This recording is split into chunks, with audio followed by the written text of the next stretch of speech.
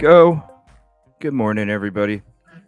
Good morning to Rosie and Typically Unique. Thank you for joining today. Give me 1 second here. Hello. There we go. Thank you for joining today. Going to be covering the Idaho4 hearing here today live.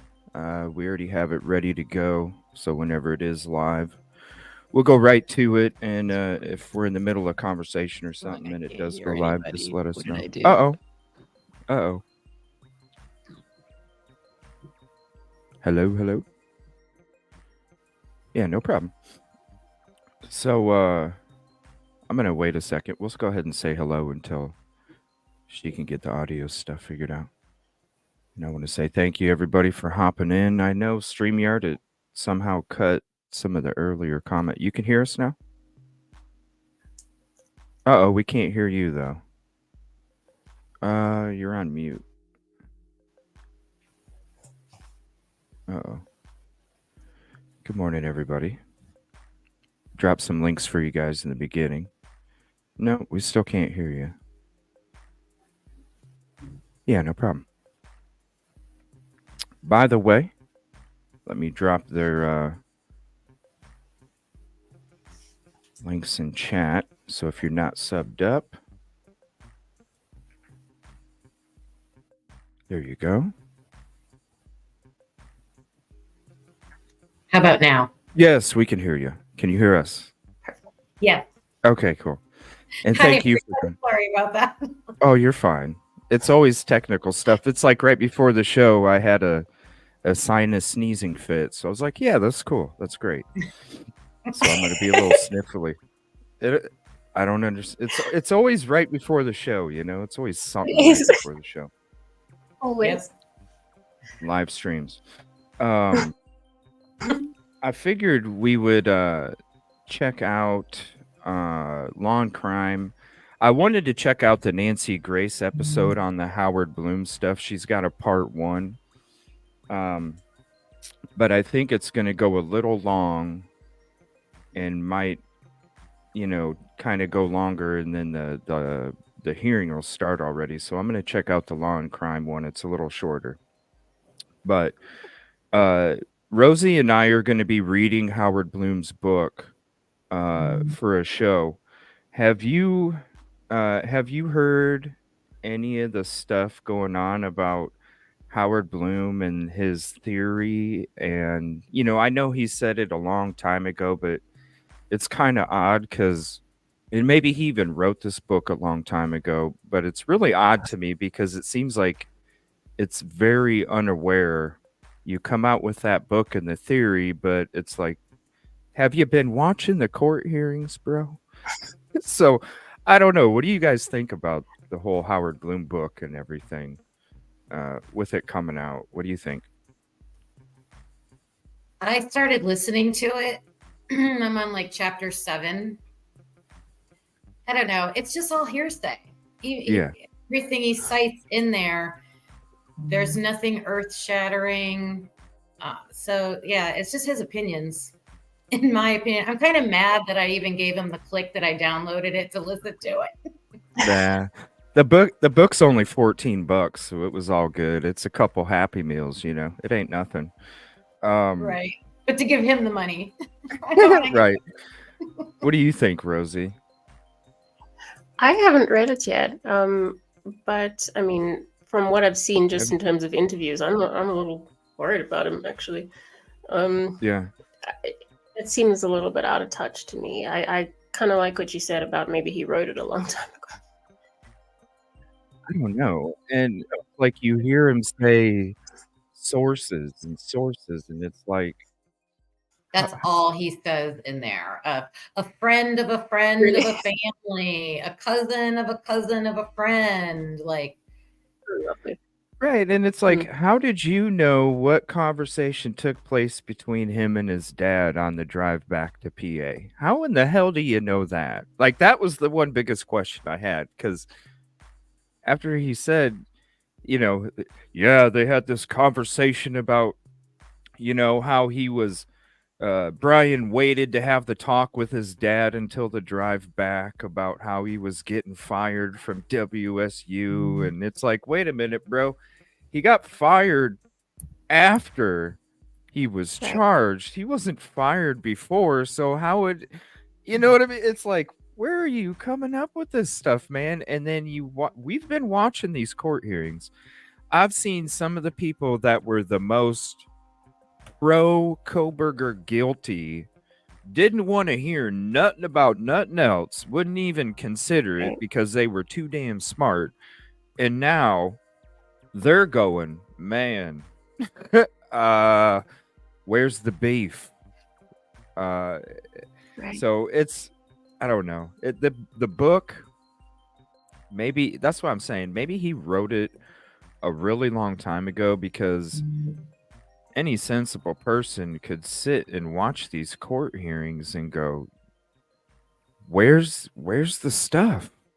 It's ridiculous that the defense has been asking for the stuff that should have been in the discovery the day he was charged, if not shortly thereafter, because we know some stuff takes time. But dang, how in the heck, if the defense is still asking for all of these things which are crucial to his conviction and a death penalty, how in the hell did you storm his house like that and arrest him? What, how come, like, how were you able to just, like, I mean, you knew where he was at. You were checking his garbage. You couldn't pulled him over when he stopped at a gas station to get a sub or something, and you said, hey, we need you to come down. Or you're going to tell me that you, just like Long Island SK, they waited to get a pizza box out of the trash.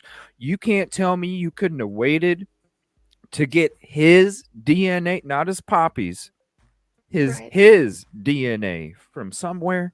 Like he never threw anything out of the garbage. Like he never drank a cup of coffee. Like he never had a Snickers.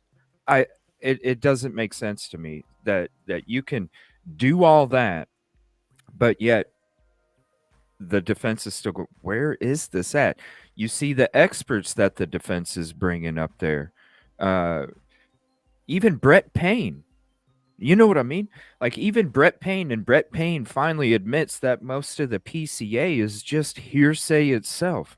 I talked to somebody. Oh, these were conversations that were being had. It's nothing like a real investigation. I don't understand it. So with this book, I'm like, bro, you had to have wrote it a long time ago and not seen these, unless he's just doubling down because he was trying to Maybe. be right in the beginning. And when stuff started coming out and we started realizing the facts, I mean, the DNA dirty glove, how Maddie could or Kaylee could have owned the K bar, like all of these different things. And it's like, dude, maybe you're just trying to stay relevant in the new age because your ass is old. When you, I mean, let's be honest, when he got into when he got in to the game, when he started doing his reporting and investigating way back in the day, there was a different code of ethics to journalism.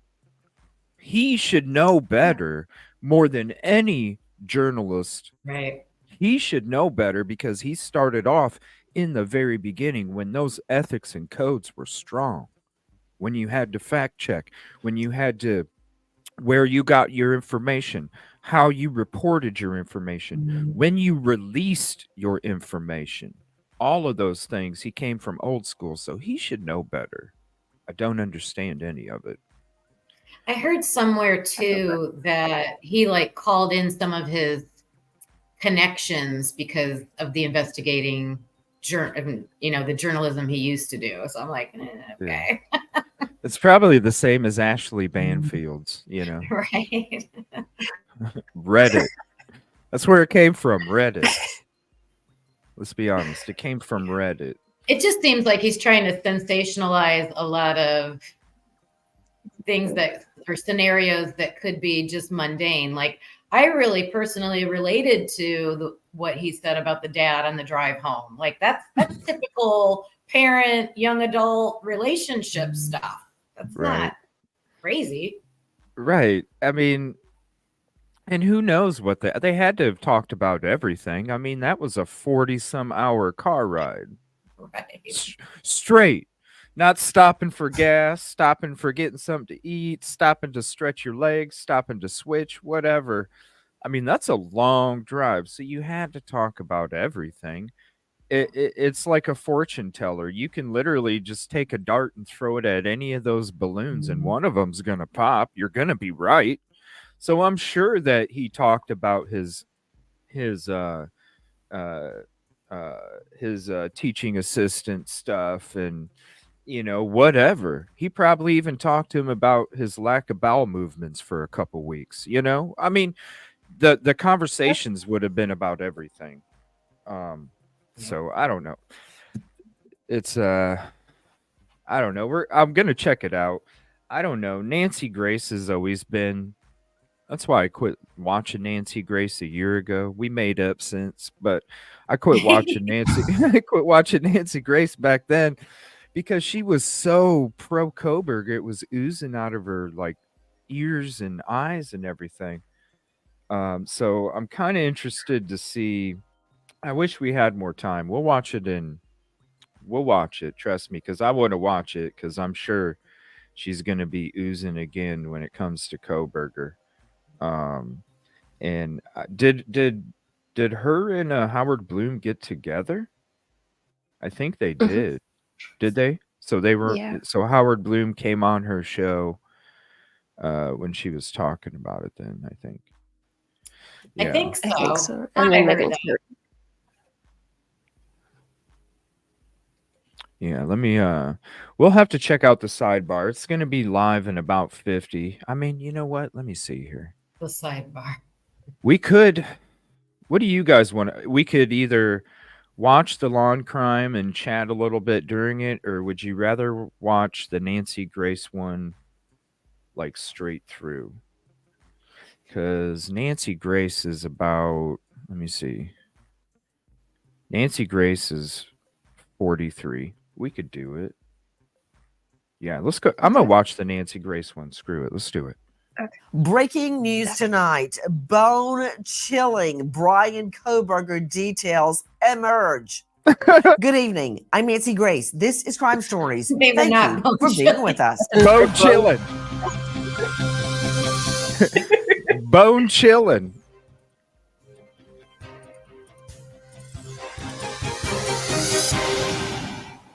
Oh boy. Bombshell. Here we A go. new tell-all book reveals a bone-chilling theory on Idaho murder suspect Brian Koberger. Author Howard Bloom joins Crime Stories for an exclusive interview.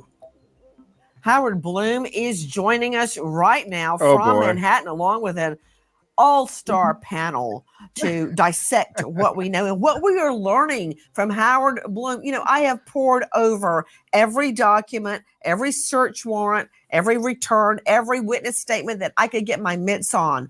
I have flown to Idaho, to Moscow, Idaho, in the midst of winter and trudged through the snow to look at the scene as best as I could, to drive the route. I believe, oh yeah, good times, freezing.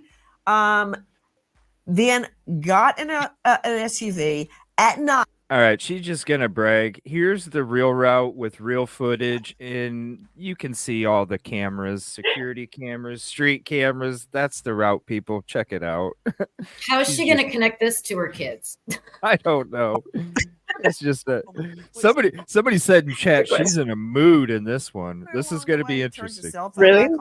That said, Yeah. after all that, I still learned so much Oh no. from reading Howard Oh Bloom's no. book. No. The name, No. When the Night Comes Falling, a requiem for the Idaho student murders. Oh no.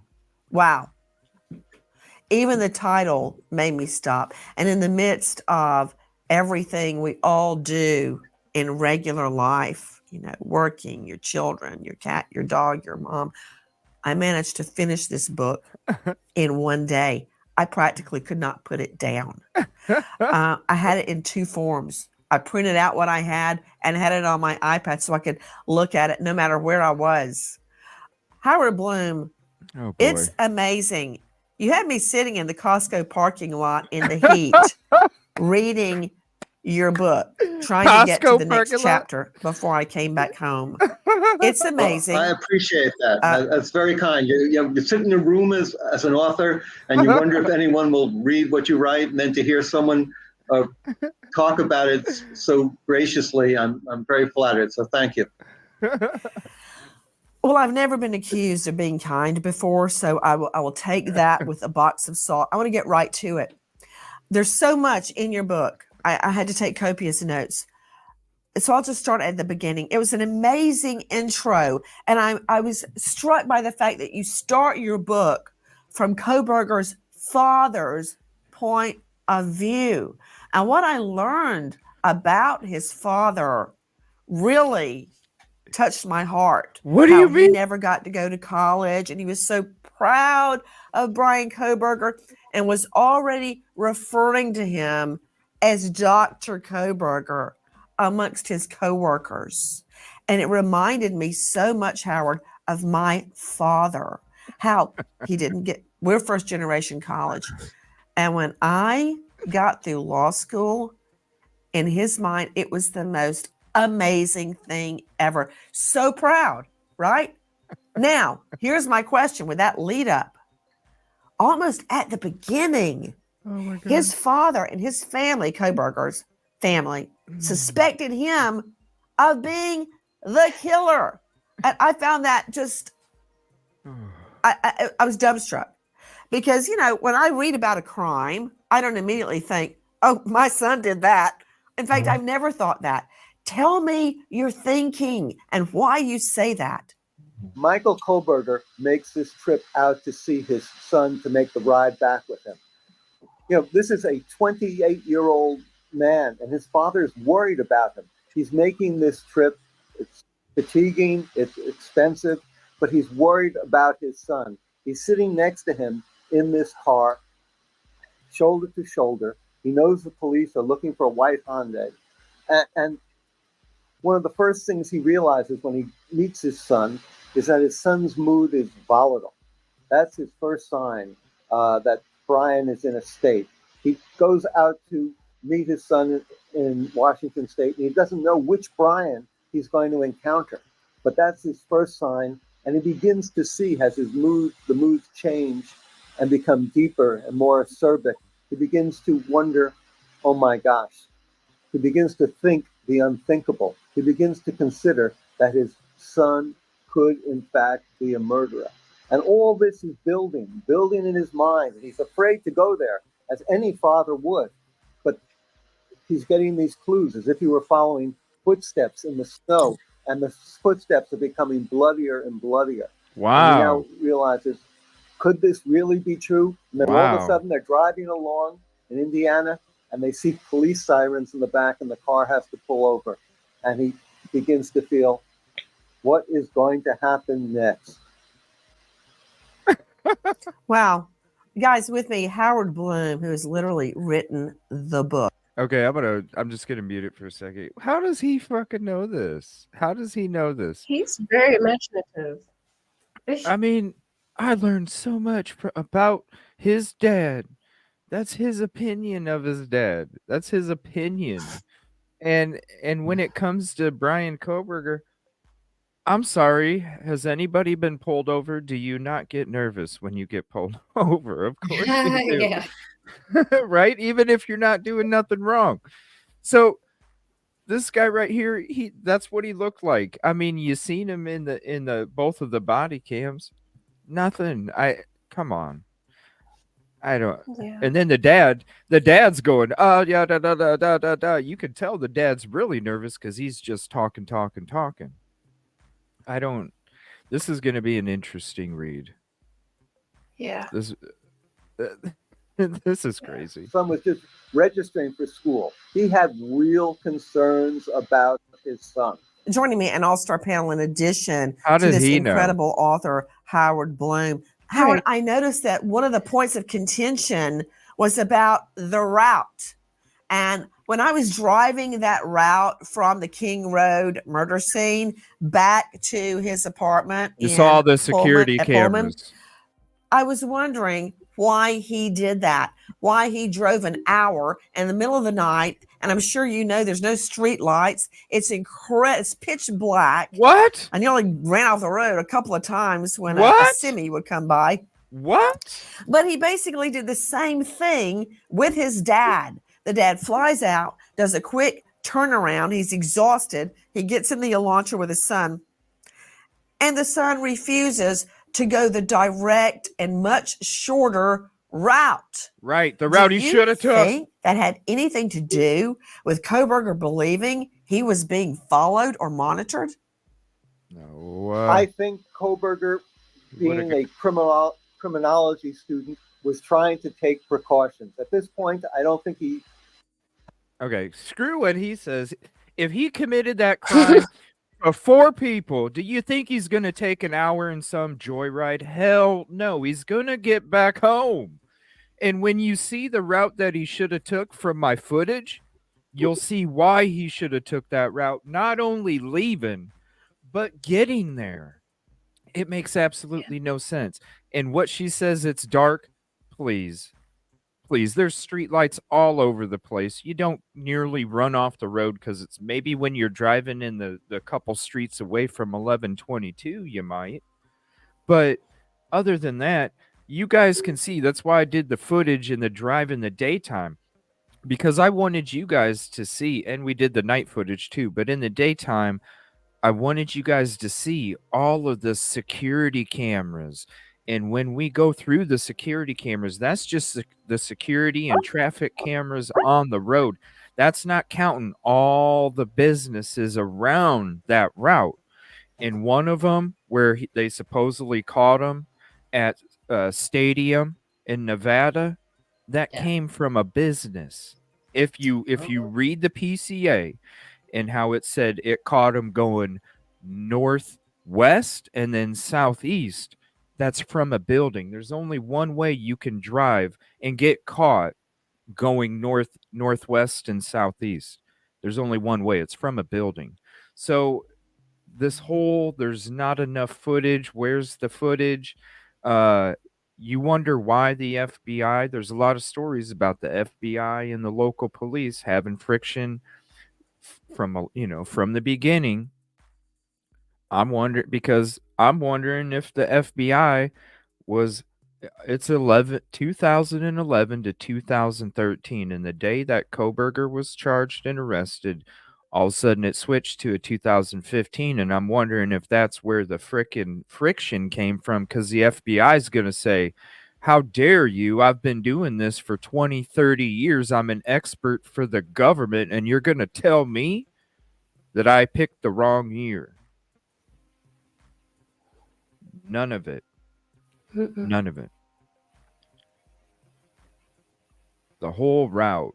And when I show you guys, when I went there, because I talked to the cell phone company, I wanted to find out for my own safety, where are the dead spots, because I needed to make sure I was protected, and I avoided dead spot cell phone areas if I was being followed or tailed or whatever, because it's fucking dangerous out there.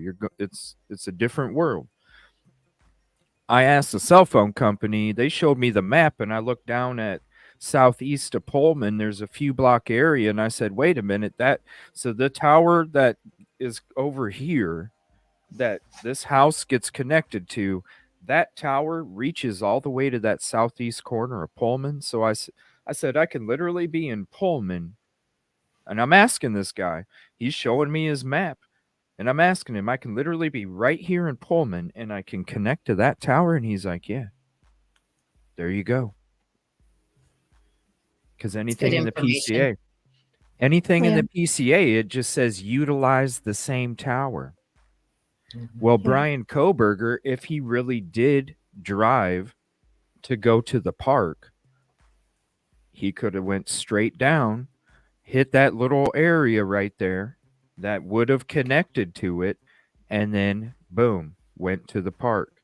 He could have reconnected to the tower again, coming back into town too.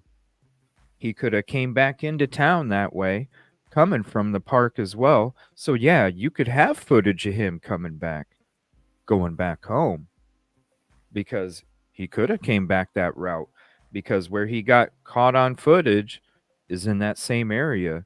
Pullman's a very small town. There is a bunch of major roads that go through it. Small town, a lot of major roads.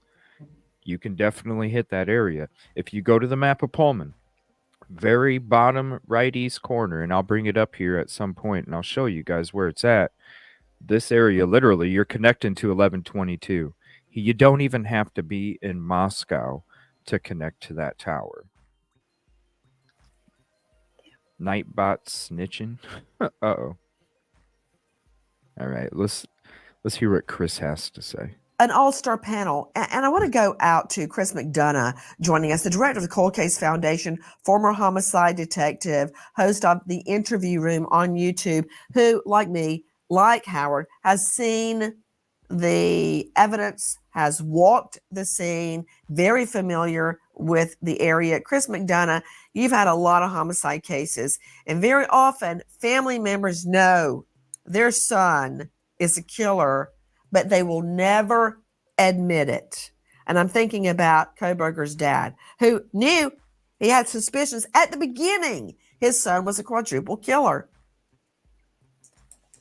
Yeah, and Nancy, I think what happens is, right, that parental, tendency kicks in relationship to, they want to believe it, but they don't necessarily want to believe it. And so it's kind of a tug and pull from a parental position. However, in this particular case, it's obvious Dad had his radar was way up and had taken that trip to go out and pick up his son. So that in of itself, think about it, Chris. And let me throw this to Dr. Angela Arnold, a renowned psychiatrist, joining us, AngelaArnoldMD.com. Have you ever seen parents that tiptoe around their child? That they're Hold on. Oh, it's live already? Holy crap. Thank you. We are now on the record. This is State versus Brian Kohberger, CR 2922-2805.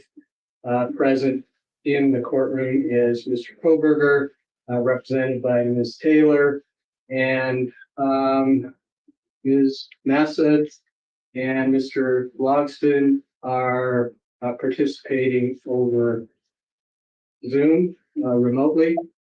The state is represented by Mr. Thompson and Ms. Jennings, Latah County Prosecutor's Office, and Mr. Nye and Ms. Beatty are participating over Zoom remotely. So we're here for a scheduling order, and I think we're about 13 months from the arraignment, and I think at this point, this is my opinion, that we're getting to a point of diminishing returns, and I sent to council last Friday on a proposed scheduling order for a lot of things, deadlines, including setting the trial. And so I also have set this hearing so that we can discuss this and see kind of where everybody is. So let me start with the state. Thanks. Thank you, Your Honor. We've reviewed the court's proposed scheduling order with the attorney team, and we are agreeable to it. It makes sense that we do the trial in the summertime when high school is out across the street and when the university is out and the conflicting activities. And the schedule that Your Honor proposes is acceptable to the state. I would note just a minor detail that June 19th is also a legal holiday. The court specified July 4th as a legal holiday. We wouldn't be able to hold trial, but Sure. 19th as well. Other than that, we have no objection to the court's proposal. All right, thank you. I mean, as I went through all of this, I mean, there's going to be a lot of motions, a lot of hearings, a lot of work. There already has been a significant amount of work, as we all know. And when I tried to balance this out, I do think it's pretty fair, balanced, and I hope realistic. So, Ms. Taylor. Thank you, Judge. Your Honor, first, I know the court has listed this as taking place in Latah County. We haven't been heard on our change of venue yet. That's to come. Totally understand that. So I don't want anybody thinking I'm agreeing to Latah County is all. The June of 2025, that's the time frame that we have been working towards. I am hopeful that we can come in there. We're working towards that date. I think it's reasonable to set that date. As the court's aware, mitigation is something that takes a significant amount of time. We've had that underway since the day we took this case. We continue to work that very hard. I spoke with our mitigation expert last night about this date. And there's a lot of work yet to be done, but we're still working towards that. So I think it's reasonable to set that. I just want the court to know that that's not finished at this point. That's very much ongoing, and new things are coming out that we need to follow up. But with that said, I think it's reasonable to go ahead and pick the June of 2025 as a trial date at this time. And by the way, I think you understand that, all council understand that, but this is a 3-month trial. So I was calculating 2 weeks to set the jury, then 8 weeks of trial, and then 2 weeks for mitigation and sentencing. And I mean, that's a guess, but I think it's enough time for all of those things to take care of. And obviously, the last 2 weeks would only be if Mr. Koberger was convicted. Okay, go ahead. Thank you, Your Honor. I do want to bring up a couple of issues I have with some of the deadlines. I looked this over. Our team has talked about it. I've gone over this with Mr. Koberger. I do have a couple of concerns about the deadlines, and I'll just bring those up to the court for the court's consideration. As far as motions challenging the death penalty, and that's in right under motion practice letter A that the court has on its draft, we can have a lot of those filed by September 5th. I would note for the court that that's ahead of the state's final discovery date, and that's ahead of the state's deadline to produce its aggravation case that it will use. We can meet this September 5th deadline, but we're going to ask the court to give us a little leeway when there's something new that comes our way. If there's an amendment to a motion or a new motion that becomes relevant based on something new, with like a 2-week window after receiving something new to file that. But the bulk of it we can get in by the deadline that the court has asked here, and that's just not a problem. Sure, I understand that. I mean, I looked at that. I wanted to have that early because, you know, it's a bigger question. Yeah. And I was aware of the Ross case. I think you had 16 motions in that case. So I wanted to sort of address those issues early. Your Honor, we can definitely do that. We can address a lot of things early. We just don't want to be precluded from bringing an amended motion or a new motion if something new is filed that would have been relevant to something we've already filed. I'm not going to prevent you from doing that. Perfect, thank you. And by the way, a lot of these deadlines, I mean, you can certainly do them earlier if you'd like to.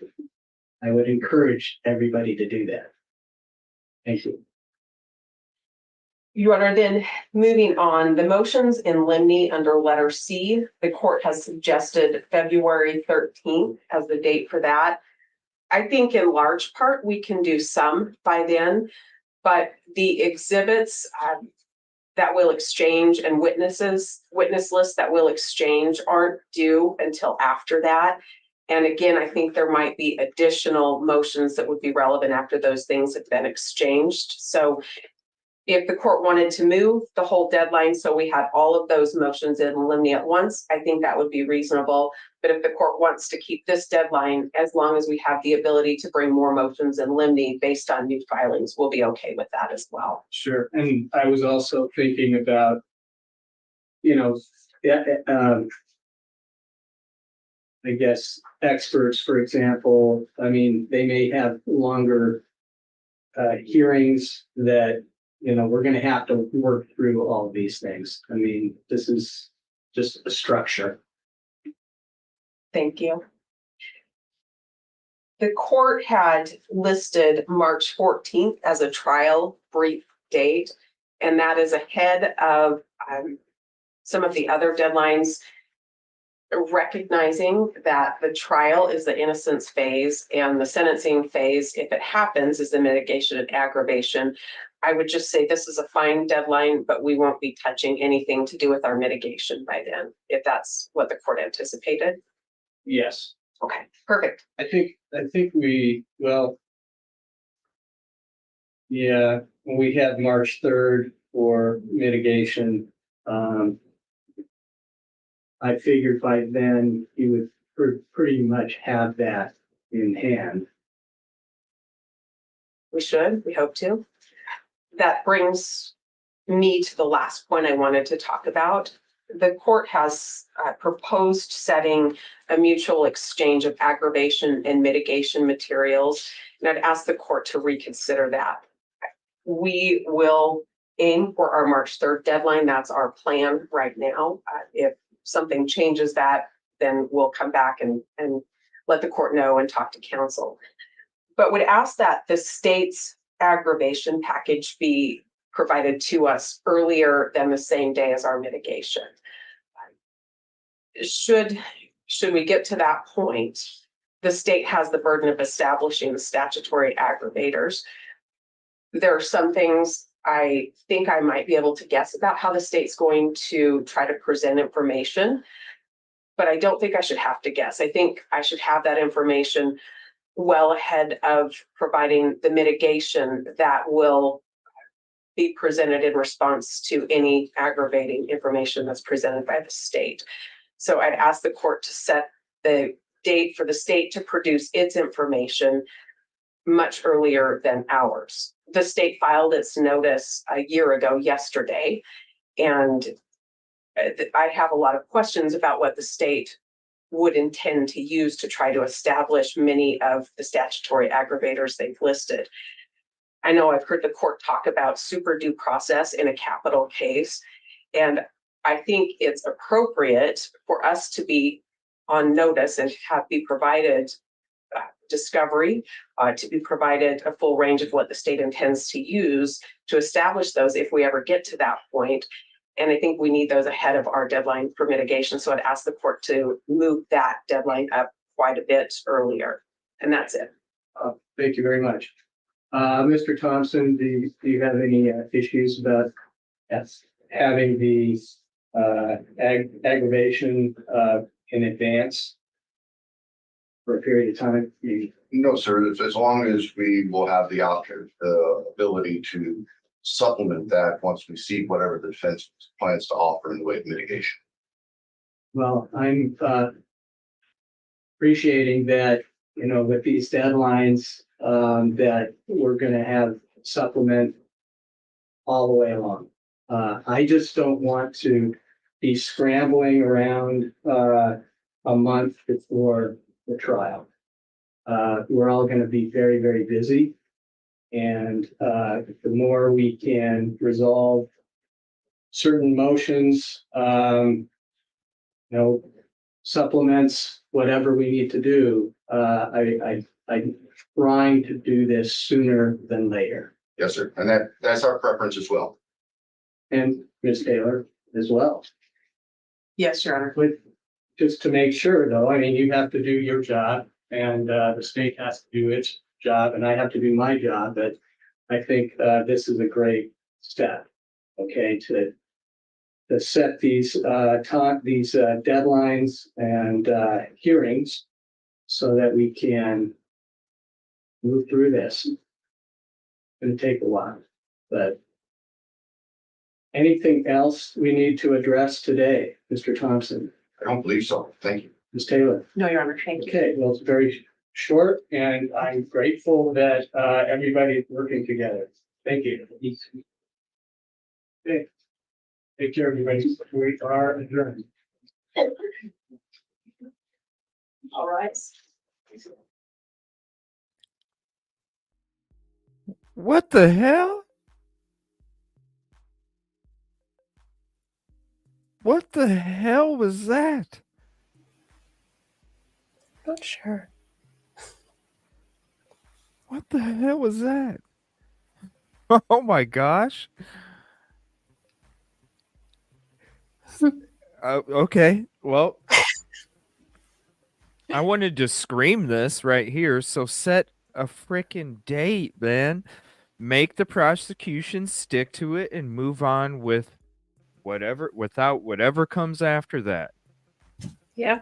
Because that's all Ann Taylor's saying. I need more time and I need a date for it to be set for them before us, because I can't have something be thrown at me at the last minute that's going to prove the stuff that I'm seeing that they're trying to say he did. I'm still waiting to see it. I can't have them drop something at the last minute. Exactly. But I don't understand what that was. Yeah.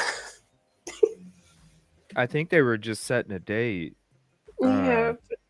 I mean, June 2025 is what it sounded like. I can't remember if I said May or June. I know I said May or June, one of them.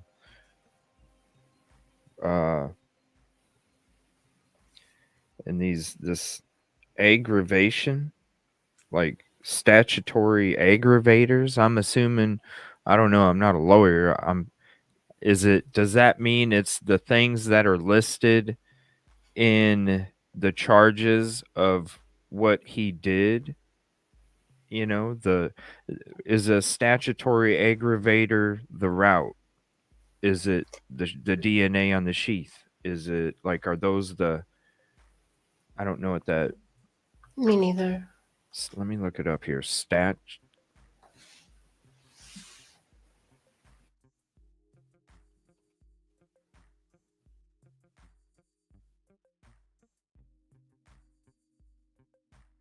What was that? Statutory. Let me see. Aggravators make a sentence more severe or more grave and are defined by statute. Some are automatic or mandatory, while some are optional to be taken into consideration but not necessarily imposed. What?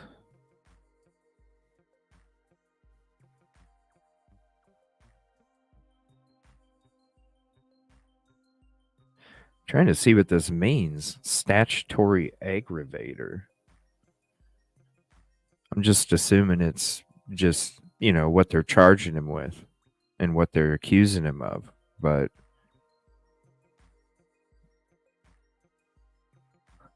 oh, okay. So they have to use those for the death penalty. Okay. So they have to be used for the death penalty.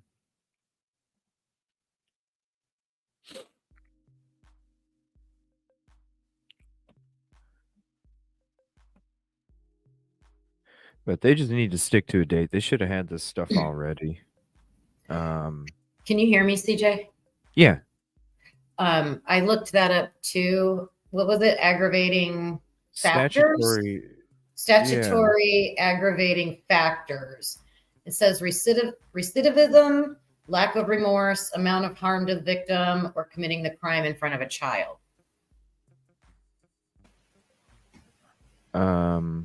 So the factors that determine how severe the sentence should be based on what was done during the alleged crime. Right.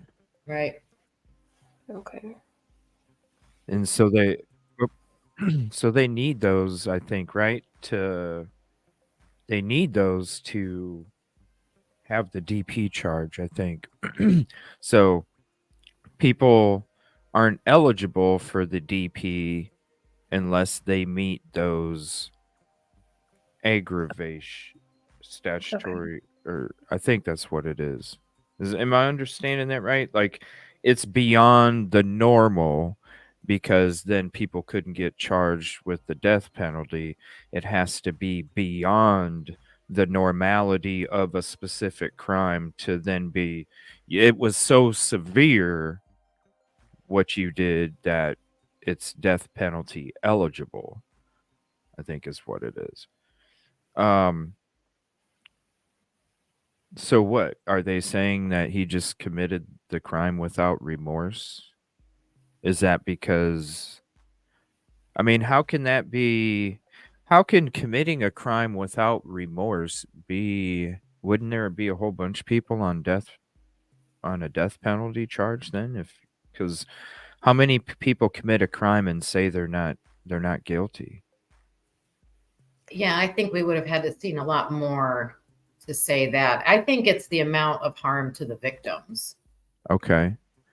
There's a whole longer list too of things about that. And then the mitigating factors, one of them is, and those must be factors that they have to take into consideration on both ends, victim's end and maybe defendant's end. It says mental illness or disability. That's interesting.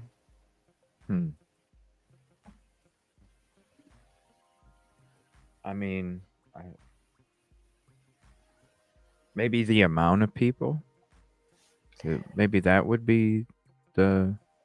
Yeah, and I think the severity of the actual method, you know. I mean, yeah, but then wouldn't anybody who uses a similar weapon in a similar crime, it's a knife. I mean, I'm sure it gets used in a lot of crimes, and I'm sure the same, the same crime happens. I think it's the Again, amount of time. The amount right, of time. right. Yeah, and the premeditation of it, I suppose. Okay, so not that they passed from a specific weapon, because it's both brutal, but because of they went over a specific number of times to certain individuals, and then that That's what I think. jumped up the severity of the charge. Okay, because we did hear one of them. It was like between 50 and 60, I think, was what was being talked about before. So 57, I think. I don't know. It's been a long time since I think covered. 54. 54. Okay. That's what I heard recently, but who knows? Yeah. So with that, I don't know how in the heck they're going to get this thing done in less than 3 months. And you got to think nowadays, school starts a little earlier too. So you might have June and July, but when it comes to August, you might only have, I mean, you got to think you got, you have, where you go to the school, you check it out, it's the orientation, you're getting your classes set for sure. You're figuring out where your classes are, where you're staying, all of these different things. Yeah, mid-August. So I don't understand, and they're going to be there before that too. Because they're going to be trying to like set up their home and stuff as well. So I don't understand how you're putting it, they just want to rush it because I don't know. People thought, people thought OJ's trial was only going to last 7 weeks, and then look how long it lasted, like 7 months. How can you put that in a small bottle in a small time period? I couldn't even get lodging when I went there. and that was at the year anniversary, and I couldn't even get lodging in Moscow or Pullman. I had to go outside of Pullman just to find lodging. So how in the heck are all these reporters and all of these other people that are, once this trial happens, I mean, you saw the media circus. It's gonna be bigger than OJ's trial. You saw the media Yeah. circus. You make a lot of good points for changing the venue. I don't understand why it wasn't in the first place, because when they first started talking about it in these court hearings, Bill Thompson he even said it himself for arguing against the change of venue. He brought up the best point of having it in Boise, Children. because he said in the very beginning, Boise was the only one that was talking about it and they were covering it nonstop. So to me, he was trying to use that against moving it, but to me, that told me Boise would be invested in the right thing happening. And so why not move it to Boise? You already said it yourself that those people are invested in the right thing happening because of the attention they were bringing to it. Why not move it to Boise? Boise could handle it. There is no time restriction. If it takes longer, then it takes longer. You can't, especially with this case, the DP, when you're looking, this isn't a slam dunk case. When you're looking at all of this stuff, all of the things that are in the PCA itself, which has already been admitted, a bunch of conversations. How can you think that you're going to be like, all right, we're going to handle DNA in 2 days. We're going to handle the route in 2 days. We're going to handle our experts in 2 weeks. How can you even put that on there? Because when it comes to, uh, to the jury, they may not understand the technology of the DNA. They may not understand the technology of the pings or any of that, but that what they will understand is common sense. And when you have experts that are going to be up there, you can have as many people talking as you want on the prosecution about how it's this and this and this. But when it comes to the defense, we've already seen their experts in these hearings. It's already having to raise a lot of questions with the evidence that is being presented. Um, I'm wondering if the trial is going to end up in a mistrial because it's going to be rushed and they're not going to be able to figure out. I can't convict this man to death because I'm hearing two different things about the DNA, and both of them are legit, and that's questionable doubt. So I have a feeling like the way that they're putting it in there is that it's going to end up in a mistrial, because I don't see how it's going to be done. I I don't know. I just don't. I don't see how it's only going to take 2.5 months, and I don't. Are those laws different in different states? Like you mentioned the OJ trial, they thought 7 weeks and then it went way longer. So they just extend it. Will they just It's all the experts. automatically extend it if they can't stay within that time frame? They have to, because the defense has to rest and the prosecution has to rest with each one. And you know what I mean? So if you can have, you got the cross examinations, you have all of that, and you could have experts literally going and proving both. And then what it's going to do is, you got the prosecution, it's this is why they're kind of worried about the jury pool, because it's local. Local has an investment in local, right?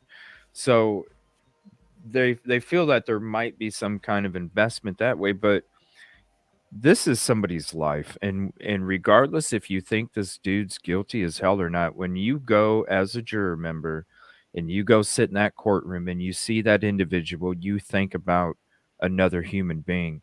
And when you hear, because to them it's all supposed to be slam dunk, that's what the prosecution's been saying this whole time. We have so much, just wait till trial, just wait till everything comes out and you'll see. Well, we're seeing what they have and they don't have. And Right. when it comes to what they charged him with and what they claimed in the PCA, you should already had that in the discovery already. So what's up? Yeah, that mess. Yeah, like, and when it comes to, it's like the Oregon car, it's the same thing. They jumped on the Oregon car. They went all in. They were all excited. They were giddy. You could see the sparkle in their eyes. Mr. Fry talking about it. He had sparkles in him, and he's just ready to go. They set up a team. They went out there. They were going, and then they got there, and then they started figuring out, shit, it's a dead end. And they used uh, the same energy when they came across Koberger. And then but the thing is they only had a few days before the new semester was going to start. So they had to, they couldn't say, shit, it just ended up like the Oregon car. They had to do it because they already were only getting less than 50% coming back, and they were scrambling to make sure that they kept that attendance because that's the only way that they get their money. What was it about the Oregon car that you think made them say, nope, can't be it? Because they started looking into it and looking into the background of the people. And do you who know owned anything it? about that? Yeah. Do you know anything about? I mean, I've seen people online claim that they traced it back to people in Colorado that own that Colorado. house or something. Like, I don't know how verified that is, but I'm wondering what the police. There's a lot of connections suspicious. there. Yeah, there's a lot of connections there. And because if that's true, then I mean, if I were the police, I wouldn't have dismissed that so easily. That would be a path to go down to investigate. I think they did. I think they looked for blood and they didn't find any in the vehicle. Did they find any in Brian's either? That was later. That was later. Yeah. I know. But that's what I think. I think when they got there, I don't know because I'm not in the investigation team, but I would assume that they got there and they saw that there was no blood in the car because let's be honest, like the whole Dickie suit, I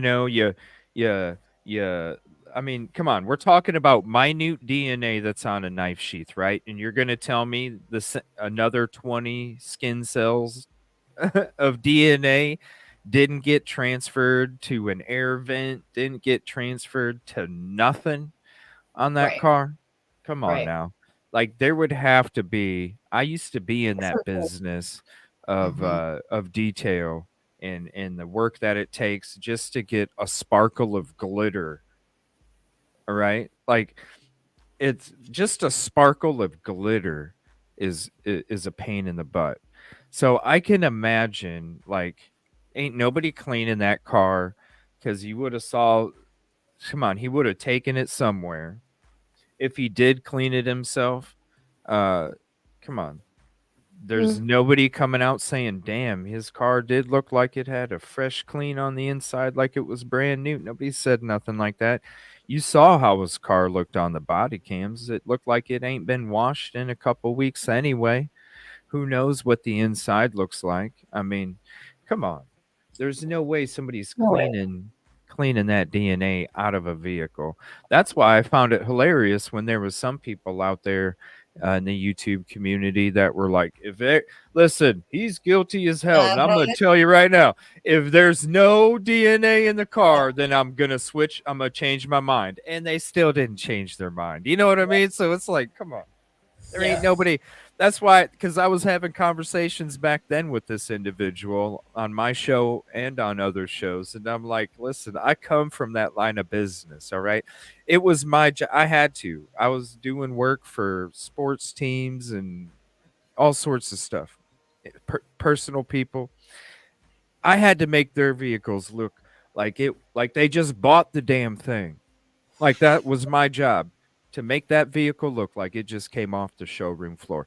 And I'm telling you, there is no, listen, like I couldn't even clean a car. I'm gonna tell you right now, there's no way I could get every speck of blood out of a car. There's no way. Nobody could. And when No. you have that many victims, sorry, a dicky suit, you're not putting it in all the items in a plastic bag and then putting it in another bag and then throw it in your trunk. There's still going to be a transfer Will be. somewhere. Still. Definitely. Even if you took precautions, this is minute stuff. Are you, how is the naked eye going to be able to see 21 skin cells? No. So Oh, how no. would you know you got it all?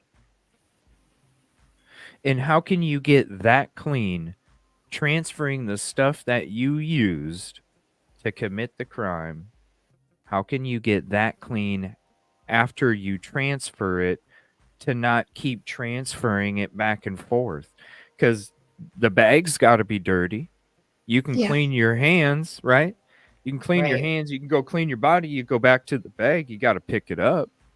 Well, you already touched it before you were able to put the stuff in it. So it's a constant transfer no matter what precautions you take when you're talking about that minute amount of DNA. Yeah, everybody knew how important that evidence in the car was going to be. That's why they said that. But It is because there would have to be. And it's not like he sat out in the car. No, the car sped off quick as hell at a high rate of speed.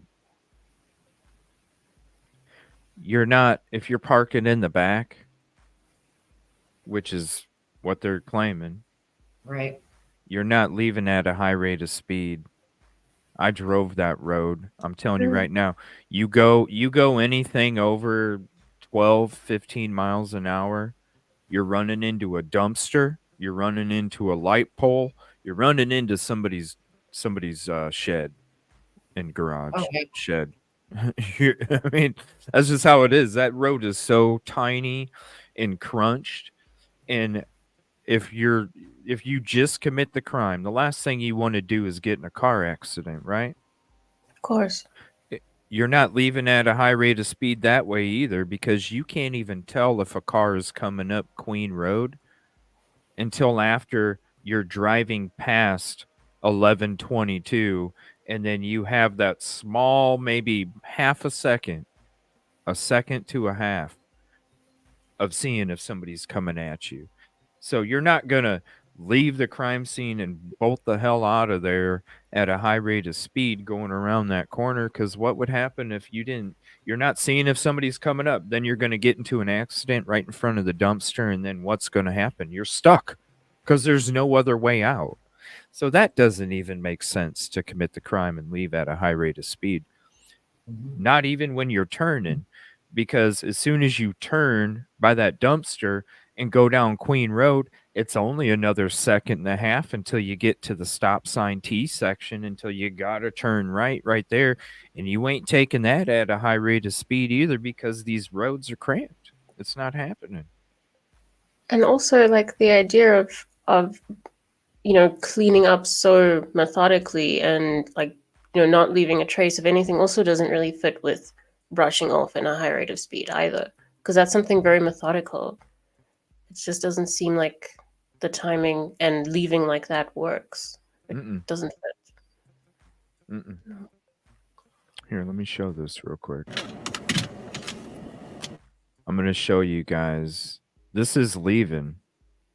Okay, so I'm going to show you guys as I'm leaving. I'm going to show you the roads that I'm talking about.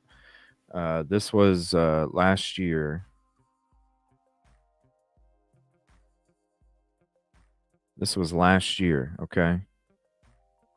So here's that road I'm talking about, okay? Now, right about here is where you would see if somebody is coming up on Queen Road, okay? And I'm only going like 5, 7. I'm not going very fast at all. And see, look at how close I am to that dumpster. And then here's that T section. You can go, and then you're hitting that T section and you got to turn. If you're turning at a high rate of speed there too, you might run into that garage to the right. You got cars parked right here. How are you doing that? Is there an empty house somewhere around there? I heard someone talking about that. Do you remember that? An empty house. Yeah, a vacant building, vacant house. I don't know what they were talking about. In that area? Yeah, like close by. I'm trying to remember. I don't think I've heard that. I don't think. I hadn't either, so I was like, what?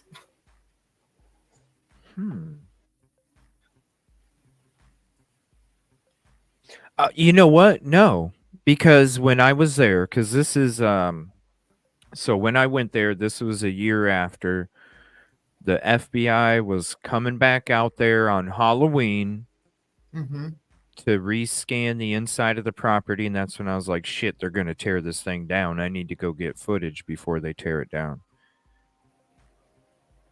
Now, when I was there, I kept hearing, like when I'd be sitting back here, I kept hearing hammering and like somebody was like remodeling and gutting the inside of a house, right? A lot of hammering on wood.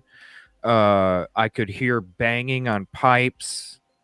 You know, like the sound of banging on pipes. I could hear that. And when I was there, I was every day I was like looking around. I'm like, where in the hell is this sound coming from? And because I'm like, I'm hearing all of this construction sound, but I'm not seeing anything. And I did look around the area here, the couple blocks, and I didn't remember seeing any house being under construction or anything either. And so that's why I kind of thought that maybe that was them, whoever was inside this house. It might have been them gutting it because they were getting ready to tear it down. I Yeah. don't remember. That's the only thing that I remember when it comes to any kind of property that might be empty and some stuff going on. What's with the empty house? What's that? Someone Like where was like talking somebody- about a theory of people hiding there, like if there were other suspects, something like that. I kind of thought maybe they were talking about that little building before the Linda Lane apartments. I don't know. Maybe just Oh, so hold on, let me bring it up. So you're you know where we thinking, thought people were standing behind it with the flashlights?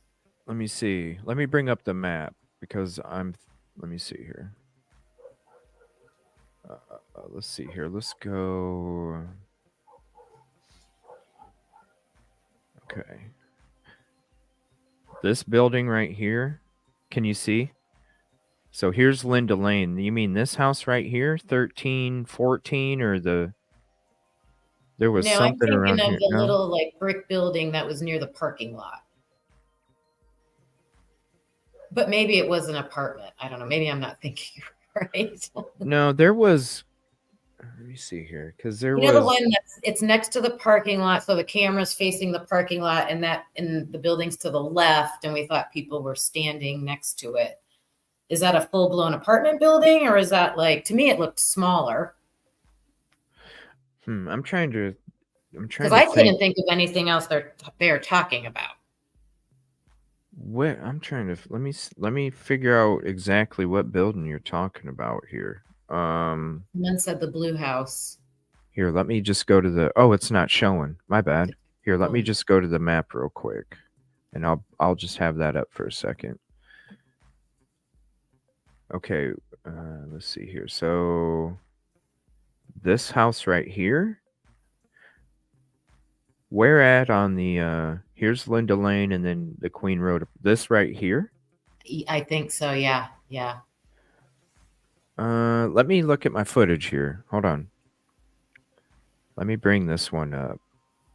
That's what I thought they were talking about. That's the only thing I could think of, but I don't know what it is. Let me see. Let me go to this one because this is when I think I pulled into Queen Road with this video. All right. Sorry, it's been a while since I watched these. I think I went into Queen Road Apartments with this one. So we'll take a look and see.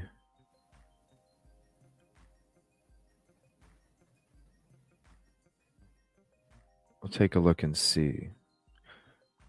I'm not exactly sure. And with the Google guy, we can't get down there. And it's going to come up on our left. So let me move our cameras over. Okay, that's the A&W. Here, let me scoot ahead a little bit.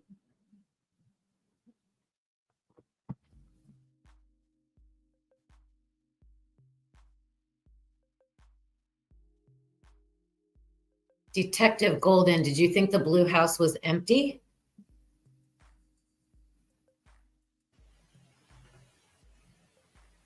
Let's see.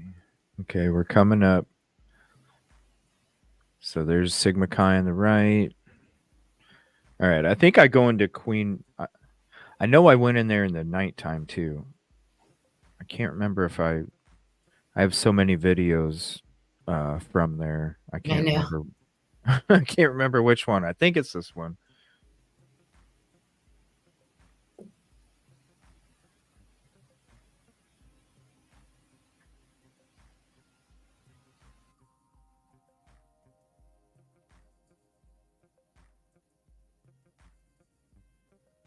My gosh, those roads are so narrow. Yeah, no, I didn't go through that one. I'll have to find the video. That's okay. I just thought it was curious. And it's so dark at nighttime too. Yeah, it is. They're narrow as hell.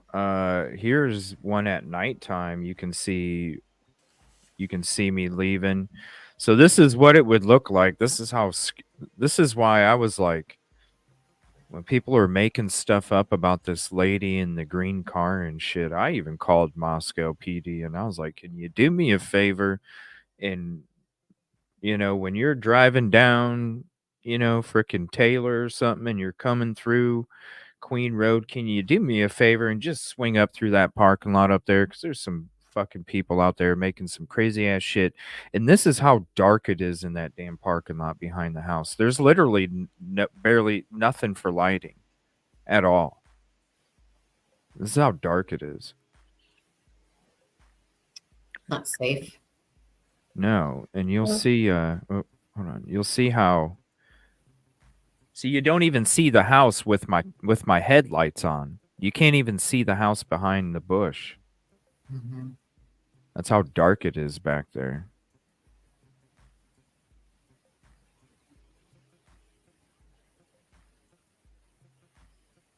And this is like, you're telling me you're going to leave at a high rate of speed at this time of night.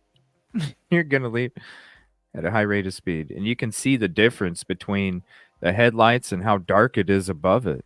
It is so dark there, especially in November.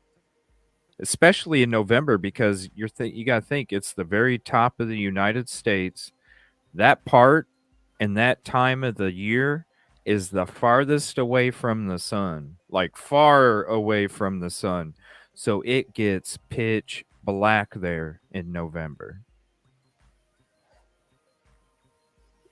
Yeah, you're not leaving at a high rate of speed. No, it's too narrow. It's too curvy. There's too many obstacles.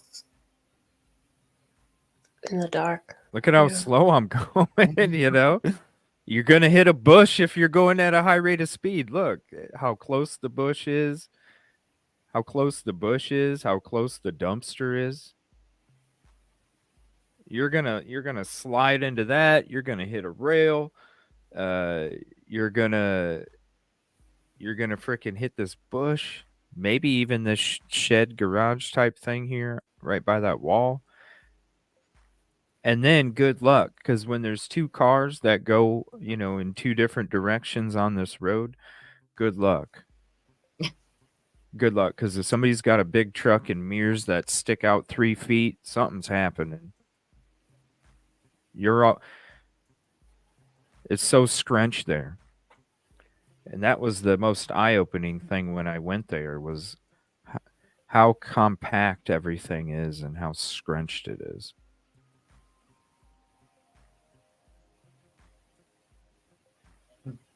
Especially Taylor Avenue. And good luck trying to find a parking spot.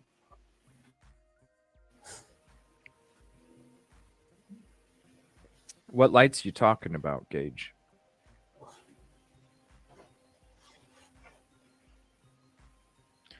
Oh, these ones? The ones on the apartment building? I mean, look, you can see, like, that's a good, you can see that car. Somebody that lives at 1112 was locking their car with their key fob, and you could see their tail lights flash. So it's another reason why I wanted to show this too. Because when I got there, I was like, wow, this is like, you can see everything that's going on inside the house. Because look, when I'm in the same parking lot or the same spot, you can see, look, Yeah. I can see the deck. I can, through the trees, especially at nighttime, I can see the lights that were down there in the sliding glass door. So, if the lights are on in Kaylee or Maddie's room, I can see all that. I'm literally, and I have another video where I just get out of the car, I take a few steps, and you can see the cement slab, how close I am. You're literally so close. So while, as you're seeing this, and when you're seeing this at night, you can see Taylor, and watch, see there's Sigma Chi in the back, up there in the middle back. See that car flashing, the tail lights just flashed right there. That's Yeah. somebody that's parked at 1112. So you literally have like the view, because you're up on a hill looking down. You have like the whole view of Taylor, King Road, Queen Road, all of that few block area right there. So there's only one way to come in and one way to come out where you're at. You see the only way coming in and only out. You can literally sit here and watch and wait until you don't see any activity, and you could literally slip in there because you know nobody's driving by. You look to the right as we leave this parking lot. You look to the right, you see how close Queen Road Apartments are. And this is the crazy part, is when I was here, I was there for a week, and I was there during the daytime, I was there during the nighttime. I was a car that they obviously never seen around. I was somebody that they've never seen there before. And I was literally, when I'd be doing, getting footage and stuff, I would do a lot of my work in this parking lot. So I would literally flip up my laptop and start typing and, organizing and things like that. I had the screen of the laptop, the light of it would be shining on my face. So these people that live there would be coming out at night, seeing a car they've never seen, and a dude they've never seen sitting in his car with a bright light shining on his face. So it was obvious what I was doing. And not once did anybody make me feel like I was being suspicious.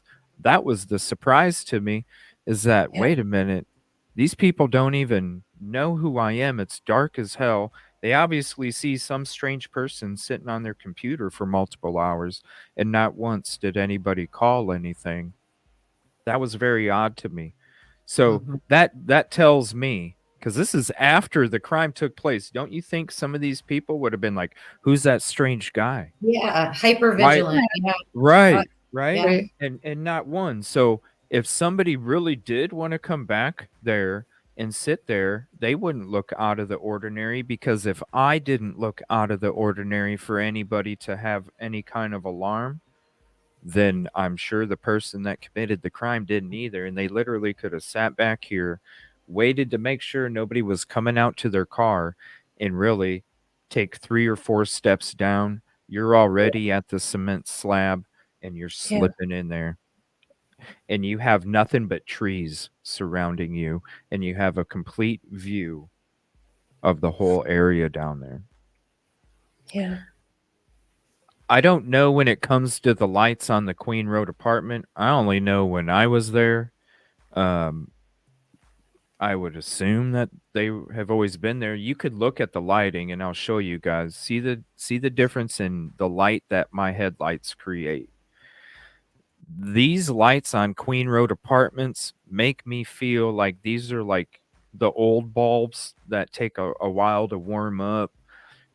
If you played basketball in a gym and the lights are off and you got to flip them on, it takes 10, Yeah. 15 minutes for those lights to warm Yeah. up.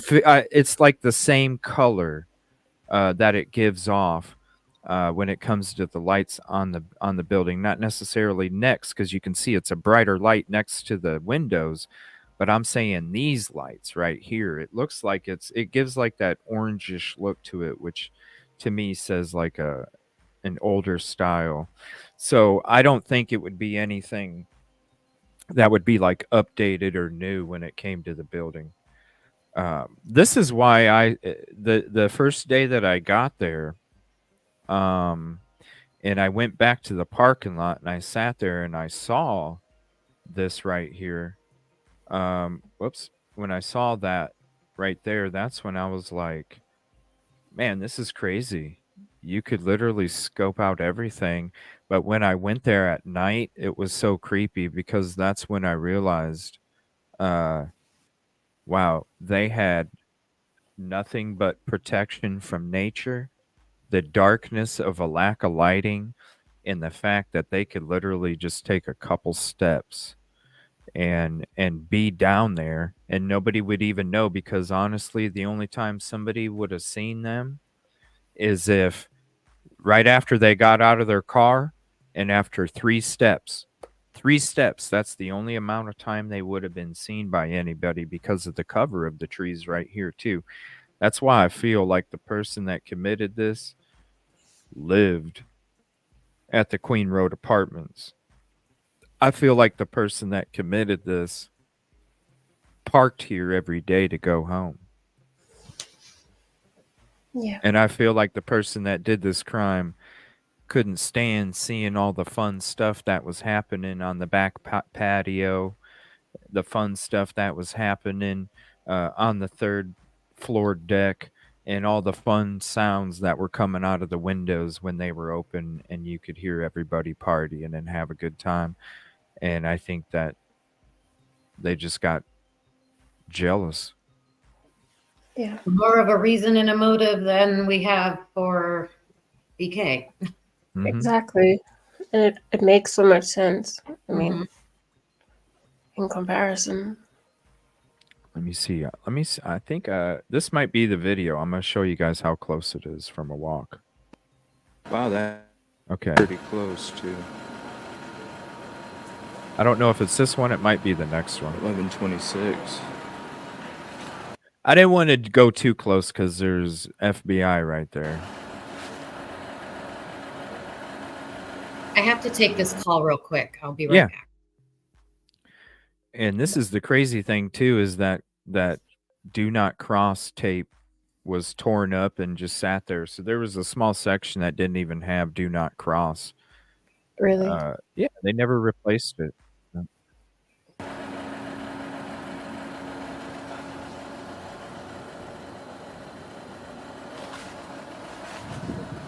Both of them. They're like real right up close. I mean, look, I stepped out of the car and look, you can see the cement slab. And It's I stepped out of it because look, you can see when I pulled up, you saw the agent's car. There's the agent's car right there. So I literally just got out of my vehicle, you guys, and I'm taking watch. Wow, that house is actually pretty close too. I'm just standing outside my door. 1126.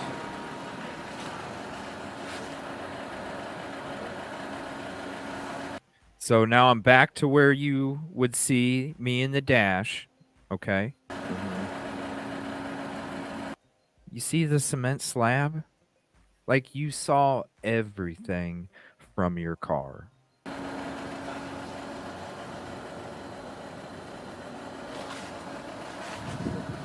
Both of them. They're like real right up close. getting some footage here. All right, there's one more after that. I might be walking up even closer. We'll see.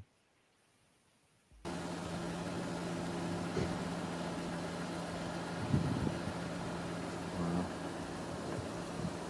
Yeah, it's all so close. It's also scrunched up. Look, there's the patio.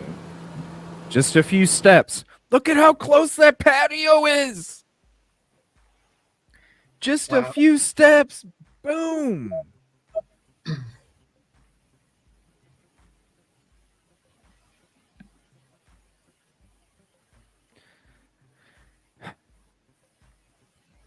Now, is that a fence there that you got to jump over? They put a fence there after. Oh, after. Yeah, after, because Yeah. they wanted to keep everybody out. There wasn't a fence there before. Didn't they have security as well at some point after? Yeah. Yeah, well, they had security, and then they had a bunch of people threatening to have a slumber party. Oh. And get a search group to go search for the knife south of Moscow. I mean, I don't know, but so they, they had to take, even though some of these might have been jokes from people, they had to take it seriously. And so, yeah, they already had the tape up there, but I mean, you saw the tape. It was probably had to be the tape from the first day that they put the tape up there, because when I went there, when I was doing the live stream one of the days, because I didn't do a lot of live streaming when I was there because of the danger, because y'all know the shit that goes on over there. But one of the live streams that I did, I was talking about the tape, and I'm like, you guys are from this tree to this tree, there's no tape. Like, what the heck? You think they would have, like, somebody that was there maybe would have walked around somebody that's the security would have didn't they have to walk around the property sometimes, or did they just sit in their car the whole time? I don't know. I would think that you would have to do some walkarounds to double check to make sure nobody's in the back, because if you're sitting in your car up front, who knows who's sneaking up in the back, jumping up there on the third floor deck and checking it out. So when you see that the tape wasn't even replaced, then it's like, okay, so maybe it was just one of those things that after they put up the fence, it was like, hey. Yeah, probably. Did you see the sliding door? Yeah, you can see both of them right there. So you see the plywood that's covering. So you see like right to the left of me, you can see the plywood for the sliding door. You just go straight down and you can see the plywood for the other sliding door in this slot. I might be able to move it a little bit. Here, let's see. It's also scrunched up, right? Yeah, right there. See how you see the they had plywood? them taken out. Okay, they had them taken out. Okay. Yeah. Yeah, and that's the thing. When I was there, right? Because I saw plywood all over. So that's when I was there, and I was like, why am I hearing all these sounds of construction, right? Wood being hammered, pipes being banged on. Well, here's the thing. To me, I didn't even think it was done. I didn't even think it was being done at this house, because to me, I see the plywood that's nailed up, right? Right. I'm like, well, I just drove by. I didn't see any plywood that was taken off, because you remember when the FBI went there on October 31st, they were like removing the plywood to get inside.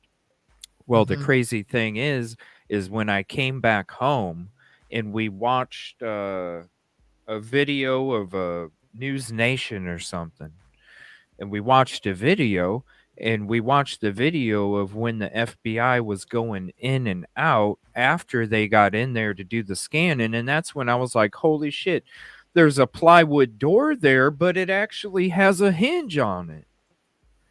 So then in my mind, I'm like, that's where the sounds were coming from. It had to be where the sounds were coming from, because when I was there, I was like, there's no way. It's hammered shut. It would have been open. When I got back, I saw the hammered plywood, but it actually had hinges on it. And I'm like, there we go. And then just a couple weeks later, it was torn down. Because whenever they're going to tear a house down, they got to gut it. They have to remove the pipes and certain parts of walls and things like that. Now, when we saw it being demolished, they didn't remove plywood and things like that, but we did see sections out of the walls that were removed. And so I think what they did is that the hammering on the wood was just getting rid of the wall part that had where the piping ran, and then they got rid of the pipe. And so I think that's where the sounds were coming from. So with this right here, though, that's what people, you can see the bird's eye view. You can look at this, and you can see this, and you can come over here, and you're like, yeah, look at how you see this car right here. You're like, yeah, look at how, okay, that car's, it gives it a different perspective when you're looking at this photo right here, from where the cars are at to the cement slab. But when you actually go there and you see like, holy crap, like, it's a lot closer. You see the agent's car right here, Yeah. or you did on the other one. I'm just standing right outside the vehicle. When you're looking at that So- bird's eye, Yeah. it gives you a different view.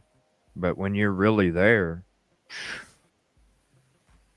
that's right there. It's nothing. It's a few steps.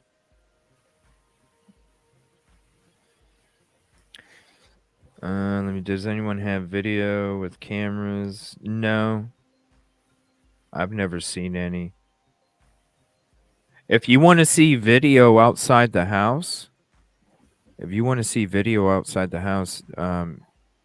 you should check out this video of the DNA and the dirty gloves, because that's really good video outside of the house of the contamination that was taking place with the protective equipment that they were using to go inside and investigate.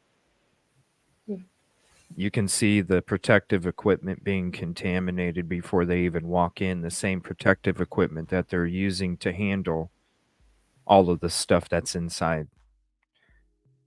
If anybody wants a video, there's the video you should watch. Because who says that the lady that stepped on the gloves wasn't at Jack in the Box and stepped in Koberger's spit? Really?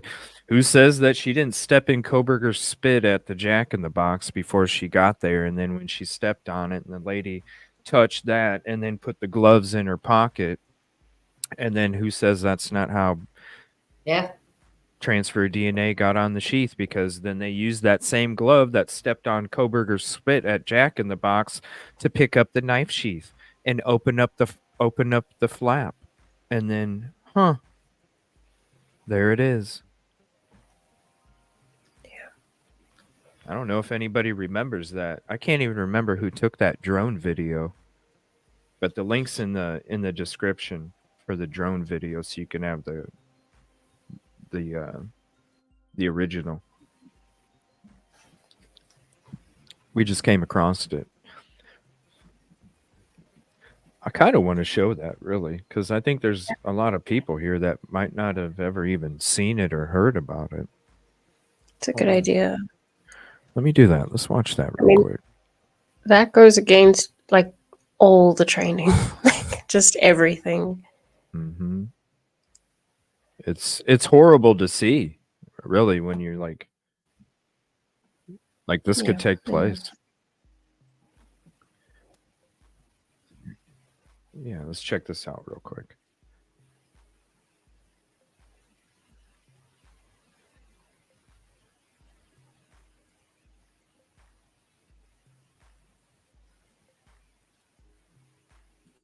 Oh, hold on.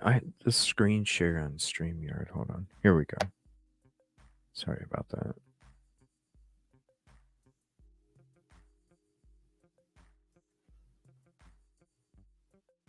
Why would Ann Taylor want training records and they not be supplied?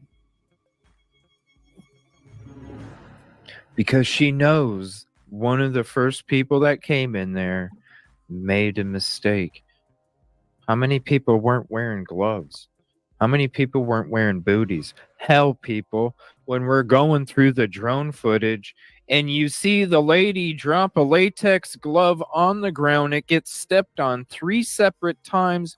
They put it in a damn bag and they don't even change their gloves and throw them in the same bag that they picked up the glove that was stepped on the ground 3 damn times.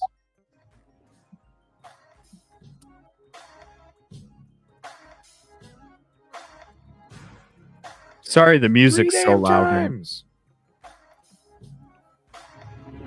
And you're saying that the DNA, the touch transfer DNA that's in the most protected part of the sheath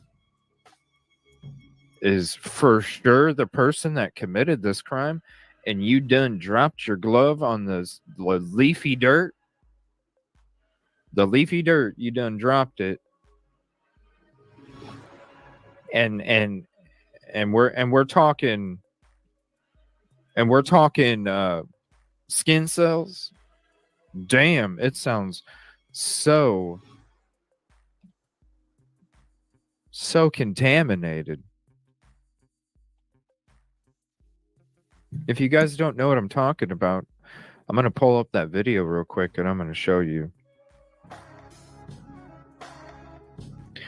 All right. So here's the drone. Stepped on the glove 3 separate times. See it right there? She stepped on it. You can see it on the ground. She's already had her foot on it.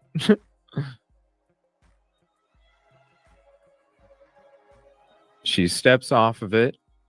She says, "Hey, there's a grant." She's putting gloves on.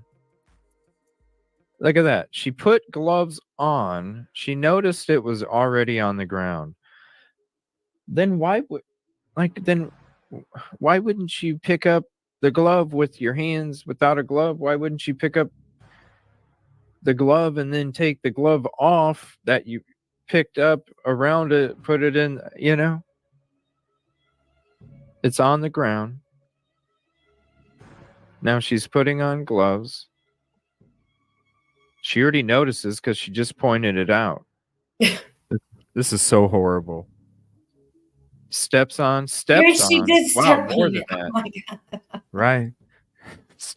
Really She hits her freaking partner, right? She's like, "Hey," and then she hits her a few times. First she points it out. Then she hits her leg a couple times because her partner's still standing on it. It's fucking crazy. And then you want to talk And then about gets cross-contamination. Right. Yeah. And then you see she puts these gloves in her pocket. And then you see where they're walking. And this guy right here standing there, he just so happens to turn around when it's going on. You got to watch him too, y'all. You got to watch him too. Because he seems to turn around at the right time. You know what I mean? Watch this. So here's the drone. Stepped on the glove 3 separate times. See it right there?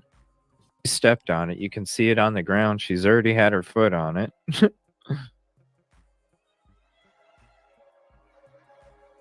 She steps off of it. She says, "Hey, there's a grant." She's putting gloves on. Look at that. She put gloves on. She noticed it was already on the ground. Then why wouldn't Throw it you in the pick up garbage. the glove you know? with your hands without a glove? Why wouldn't you pick up the glove and then take the glove off that you picked up Like around this. it, put it in, It's Grab on the dirty ground. one, take the other one, pull Now it she's on. putting on gloves. She already notices because she just pointed it out. Steps on. Wow, more than that. Yeah, but she grabbed it. And then gets more Hopefully clean that's the trash bag. Right. And listen, that's why I'm saying, if you're taking your dog out for a poo, right? Anybody that has a dog, you're taking it out for a poo. What do? You grab it with something, and then the glove that you're wearing that you grabbed it with, you pull that off, and it all gets, into a little mini trash bag. That's what you do. You're even taught that in first aid class, not even like forensic. You don't So- just grab it and toss it and then keep grabbing with the same glove. CJ, since you brought up the dog poo, do you think that there was? I have a friend that always asks me if there would have been shoe prints outside because those college kids probably weren't picking up after their dog. Any evidence of that? Anybody ever seen anything like that? I mean, I don't know. I was there a year later, but there's a lot of rock, there's a lot of gravel, there's a lot of dirt, there's a lot of foliage. Gravel. There was a lot of, there's a lot of dirt when you look, because in this same drone video, I actually show the side of the house and why I think that somebody ran out the side and then went to jump off the retaining wall, and some of the retaining wall came apart. Yeah, I remember that. It does Yeah, look like that. Yep. the difference in color in the brick and stone from the wall. And so there's a lot of dirt and a lot of foliage there too. So I don't know, plus there was snow the next day. So I don't know I'm sure there was a lot of footprints around there, so I don't know how you separate one from the other. What's up, Tommy? If you want to hop in, let me know, man. I'll send you a link, buddy. Yep, Tommy, you can take my place. I unfortunately have to go. Here, hold on, let me see. I'll send you one if you want one, buddy. Yeah, and thank you. I appreciate that. We're gonna have to have another show where we all kind of hang out together. Yep. We'll be having some more Idaho4 shows coming up too. Yep, this was fun. Thanks for having me on, CJ. Yeah, thank you, and I appreciate it. And it's nice seeing you out there all over. Appreciate you. It is. All right, I'll talk to you guys later. Appreciate you. Bye. Yeah, let me commercial. Let me finish this video and then I'll do the phone call, okay? We got about 15 minutes of this. We'll watch this real quick and then I'll put the phone number on the screen. You just touched that glove and now you're digging into a box of more clean gloves.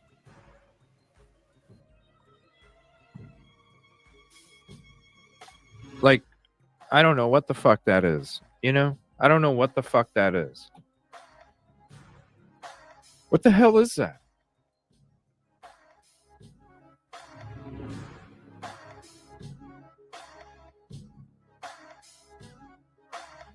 What the hell is that? You don't even you pick it up and then you grab more gloves to put in your pocket. The glove's on the ground as soon as it zooms in. Hell, it might even be stepped on more than that. Puts on the right glove, points down. There's a glove on the ground, just the right glove. Now putting on the left glove. Step, step.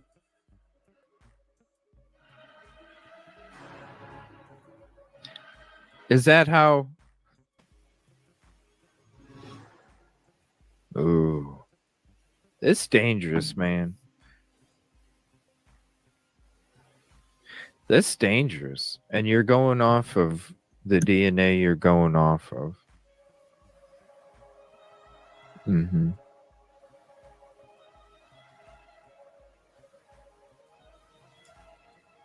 Careless as hell.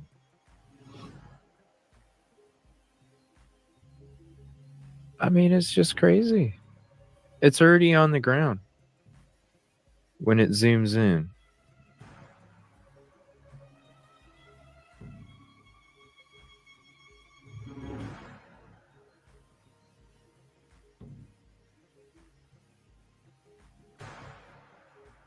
It's already on the ground, points at it, puts on the right glove.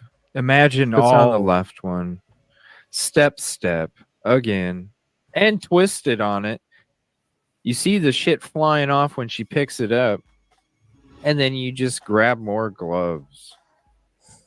Whose fucking DNA was on the ground there? whose DNA? Like, think about it. They're boots. The bottom of the lady's boots. So the DNA.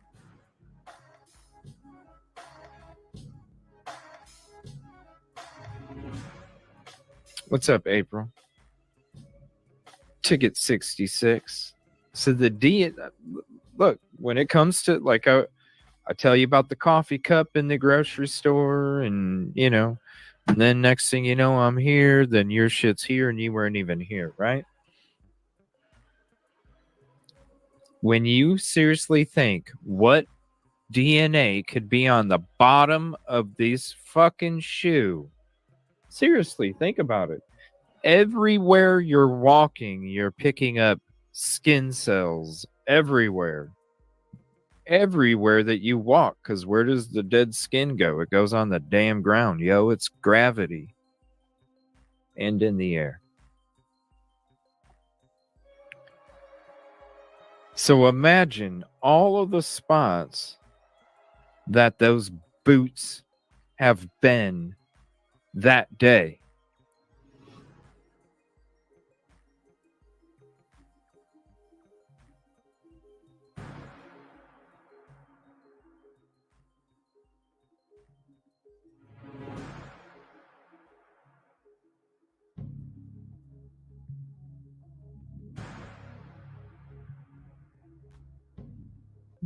I mean, just watch when she goes to, right before she picks it up, she does a little twist. Does a little twist. Watch.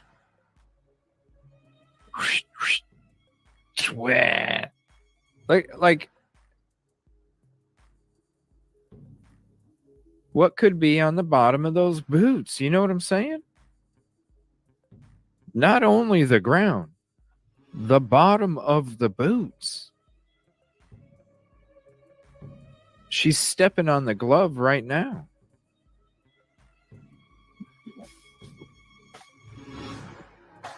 See it right here? You can already see it. Stepped on it again as it comes in. She stepped on it again. Right foot, left foot. Left foot is on the glove partially. Hey, there's a glove. Right foot touches it again. Left foot completely steps on it this time, and look. And goes right for more fucking clean gloves. And goes right for more fucking clean gloves. How do you have a fucking job? How do you have that fucking job?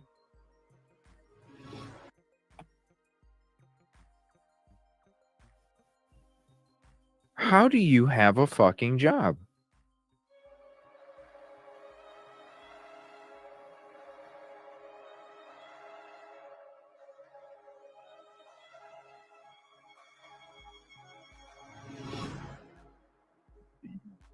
Right there.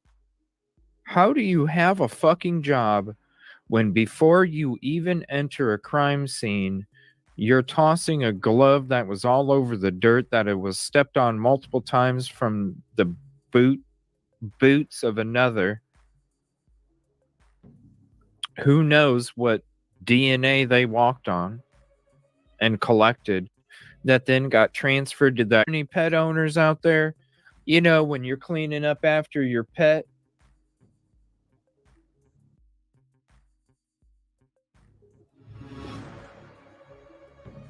you know, and you pick it up and then you take the glove off. You know how you leave all the contamination inside of the glove, you take it off to throw away? You don't even have to, I mean, come on.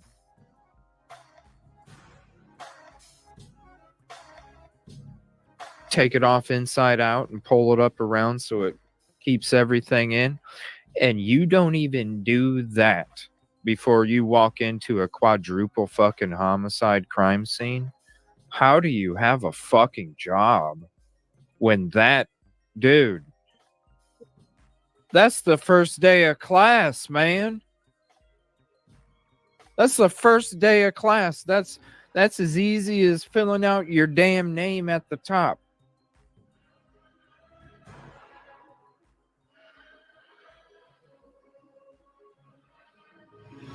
Like, it's the first day of class.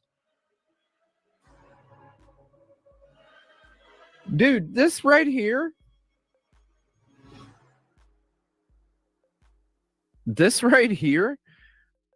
You don't think this is not going to be shown?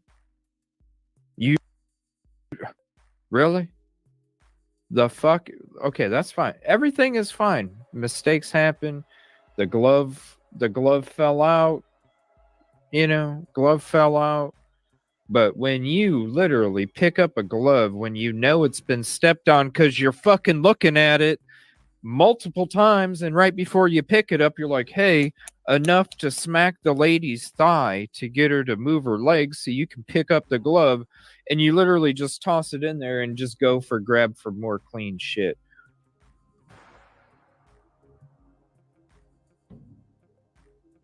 That alone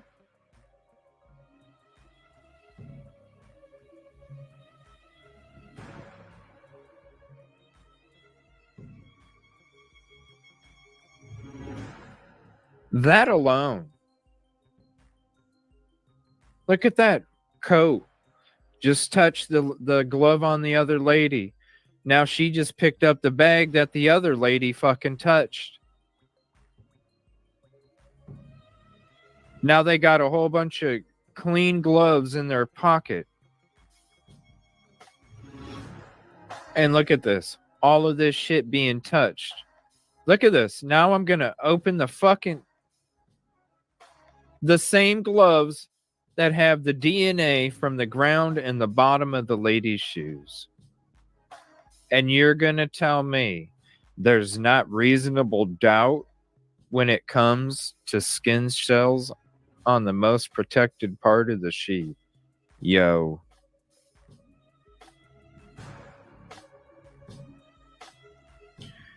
How does this?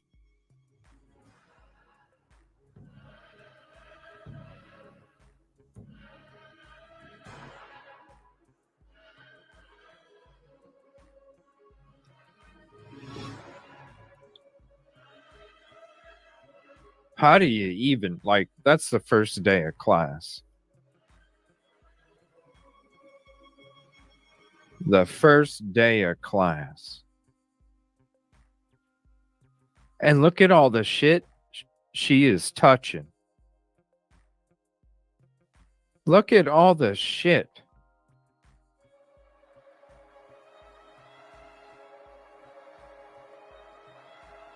Yeah, not even the first day of class. I'm just being generous, you know?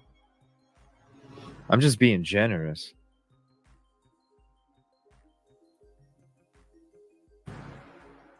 But just think, all the spit and who knows what else that this lady walked around. So look who's in there, people. All right.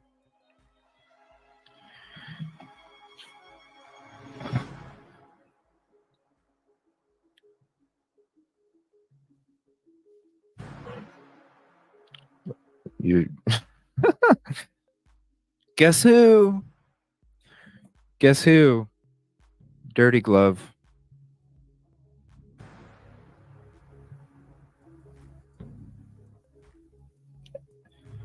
So you got the lady with the shorter hair. Okay. Again, I'm gonna I'll rewind this. I'm gonna share this again. You got the lady with the short hair. We're gonna see her first. See her hair? We're going to see the lady with the short hair first. Then we're going to see the lady with pulled up hair second. All right. Lady with the shorter hair first. Then you'll see the lady with the pulled up hair second.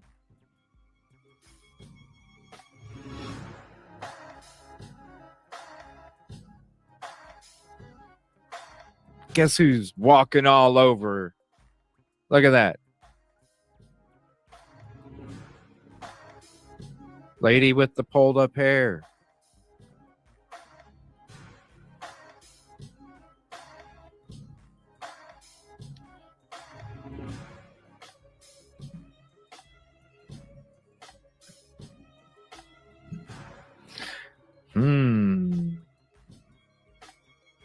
That's not looking good. Dirty glove lady. Yes. And this is what took place when they first showed up. Glove on the ground, stepping all over it multiple times. I mean, come on. The gloves.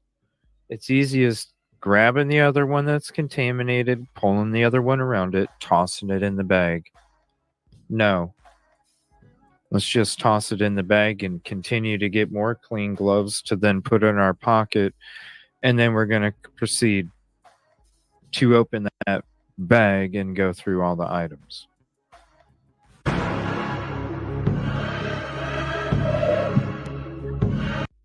Yeah.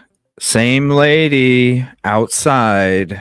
Same lady inside. So, no, they didn't just handle tire tracks. They went the fuck inside. And they were also doing crime scene collection. Look at that. They're taking photos also. Remember that camera she was touching? Camera she was touching all outside in the back of the truck. All the equipment she was touching in the back of the truck. All the stuff that she was bringing in there to then do the right, Caddy? Crime scene 101. Walking all over the second floor, first floor, third floor. Who says that this lady or any of these people that were in contact with this dirty ass shit didn't touch that knife sheath? Like I said, Koberger could have spit on the sidewalk of Jack in the Box. Lady could have walked in it, stepped on the glove.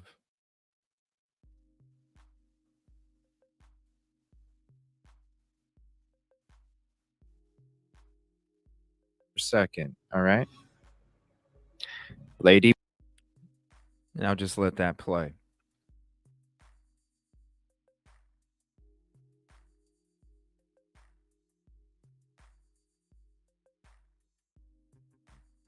The other lady's in there too.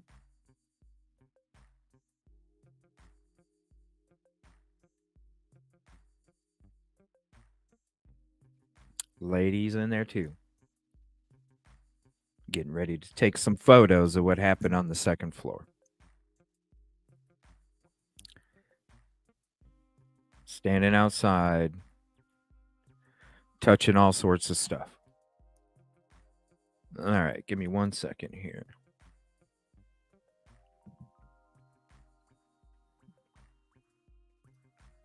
That too, Tommy. Everybody else, that's why Katrina said it best.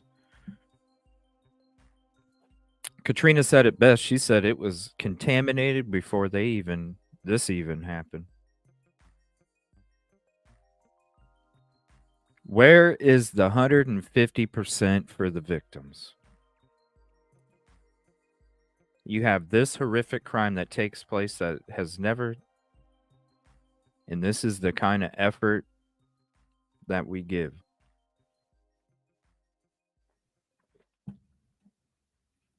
This is the effort that we give. All right, give me 1 second. Let me, I wanted to share that with you guys. Give me 1 second. Let's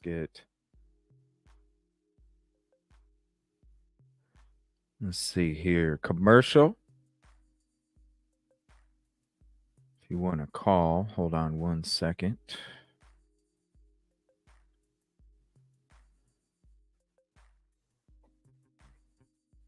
Go ahead and throw that up there, and I'll wait. I'll wait for you to call commercial. And we can also screen share anything that you would like me to. So I'll go ahead and have the PCA up. I'll go ahead and have the PCA up.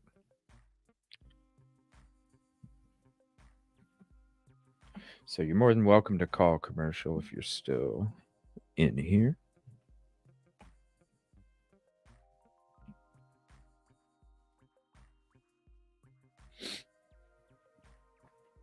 We bought it. I bought it a couple days ago. I think we're going to read it tomorrow.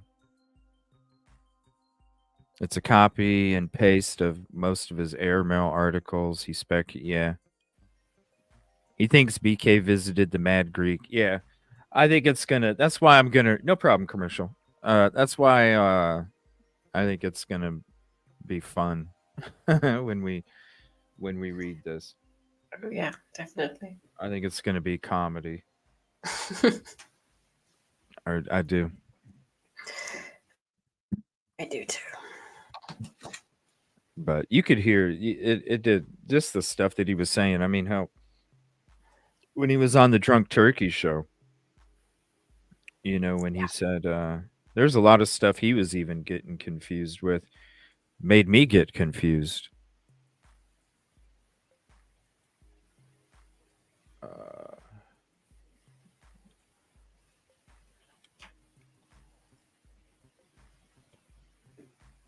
There you go.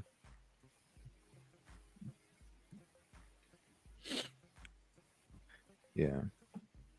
Howard Bloom. Let me see. He did seem confused, though. I mean, oh, why did it not ring? Hold on 1 second.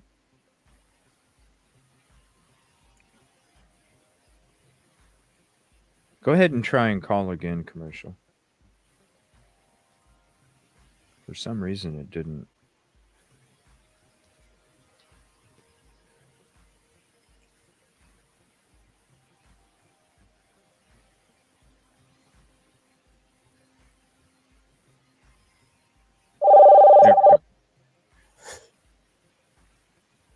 Call from. Hi, this is Commercial Zone for CJ. To accept, press 1. To send a voicemail, press. Hello? Hi, CJ. How are you? I'm good. How are you? It's good to talk to you again. I'm doing great. I'm doing great. Can you hear me okay? Yeah, can you guys hear okay? Let me know. we can. I can always bring you up a little bit too. What's up? How are you? Oh my God, it's just been what? 6 months at least since we spoke, and I want to say hello to Rosie. We'd like to say Kitty, Detective Golden, Cat Mill, everyone in chat. I know it's been a while since we spoke, CJ. Yeah. So excited to speak with you. And first off, I want to thank you very much for being the anti-Blum. You have since the beginning attempted to be the sole independent podcaster in my book who tried to explain to the world the very sus aspects of this case. You opened my eyes, no doubt. Well, thank you for the kind words. Thank you for, I mean, gosh, with the whole, I'm still like trying to like get a show where we can have you talk about all the stuff that you did with the PCA, because the way that you broke it down, even though we haven't seen it on the show, I've been, I was checking it out when you were, it was like you were putting out a post each time, and now I think there's like a podcast, right, that you're doing? Yes, sir. Yes, Yeah. yes. And I would like to say we, because you very much, I've listened to the show from the very beginning, and I said, who is signing into my, my YouTube accounts and my account, who's like pretty much projecting what I feel. And then I learned about CJ Irville, and like we have been on the same page, CJ, I believe since day one. And yes, you're right. Last year, when it was approaching the first year anniversary of the atrocities, I started to break down it's not even an affidavit. It's a statement. Mm-hmm. It's not an affidavit. And we talked about that, but we broke it down literally, CJ, page a page. All 18 pages pointed out discrepancies, errors. No wonder why, quite frankly, in my book, we then had Mr. Thompson, who came back later and tried to distance himself from it, which, of course, is ridiculous. Mm-hmm. And from there, I've started to do a podcast called Kathy's Indie Zone. That's my first name. And what I did is I converted, we did music like back in 2019, 2020 on my channel and Spotify and Apple. And I decided to do like page by page, the public docs in this case. Mm. And I was told that if I continued that, my deal with regard to my music, I could put that in jeopardy. So I took that under advisement, and I went on to continue making another 20 episodes. We're up to 66 right now, all very, very brief. We literally started from the non-affidavit of probable cause on 12/29/2022. Went through all 18 pages, and then we're going through the docket. We're up to May 2023 right now. Wow. Where can they go for that? Is it where do they go so they can or do you have a link you can send me so I can share it? I could definitely. I have a big following in Japan. I don't know why. Huh. But I Weird. I get notes from people say, who's this Coburg? Like they're wondering who's Sensei Coburger. Like, well, we have to break down who Mr. Coburger is, who the likes of Detective Brett Payne are, Mallory, and so forth. So I have a big following in Japan. I'm very happy and proud of the fact that I have, tuned in full internationally. And what they like with CJ is the episodes are very short. Some of them are 3.5 minutes, some are 4. Yeah. Because I recognize people don't have time. Yeah. And I figure that, you've done such a great time with the longer shows to kind of go into, detail. And so I thought, let me make these very, very brief. And then people want to, to look in detail, just go to CJ's show. And they can learn then from you, from Rosie, and so forth. Oh, thank you. Yeah, we'll be doing more. I know, I've been focused on a lot of the other ones. When I'm out there, searching and doing boots on the ground and stuff, I have to maintain a certain amount of focus on a specific case. So, that's why I don't end up talking about other ones as much, because really then it does take away a lot of the focus for the stuff that I'm doing on the ground. But I do want to have some more shows as time goes on, because I don't want to not cover it as well and just only do court hearings and stuff. So we are going to start to have some more shows, because I know there's a lot of the community that's a part of the community that wasn't even a part of our community when we went into this case and discussed it and went in depth like we did. There's probably, people that don't even know about uncovering the cover playlist that we have, about all the other stuff in the background that doesn't make sense when it comes to like first responders, the connections in the background between different organizations and stuff, and how they all kind of achieve success at the same path and the same rate. And everything seems to kind of get brushed off to the side. So I want to thank you for everything, just as much as I was doing it from the beginning, because that's I wasn't even a true crime show, and I started my show like maybe a week or something before this happened, this event. And when we started talking about it, because we were like a world events kind of show, and when we started talking about it, to me, I was like, this shit don't make no sense. And so that's why we ended up getting so involved in it. And, back then there was so much ridicule against people like us that were, trying to help people see like, yo, it's about innocent until proven guilty.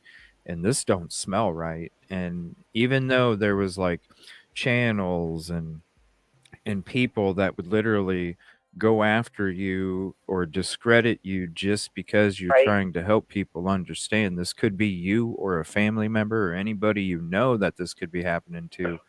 I want to thank you for standing strong through all of it, because really, if anybody knows, like, as a content creator, if that's the stance that you had back then, there was a lot of fucking bullshit that got thrown at you just because of it. So I appreciate you for staying strong through all of it too.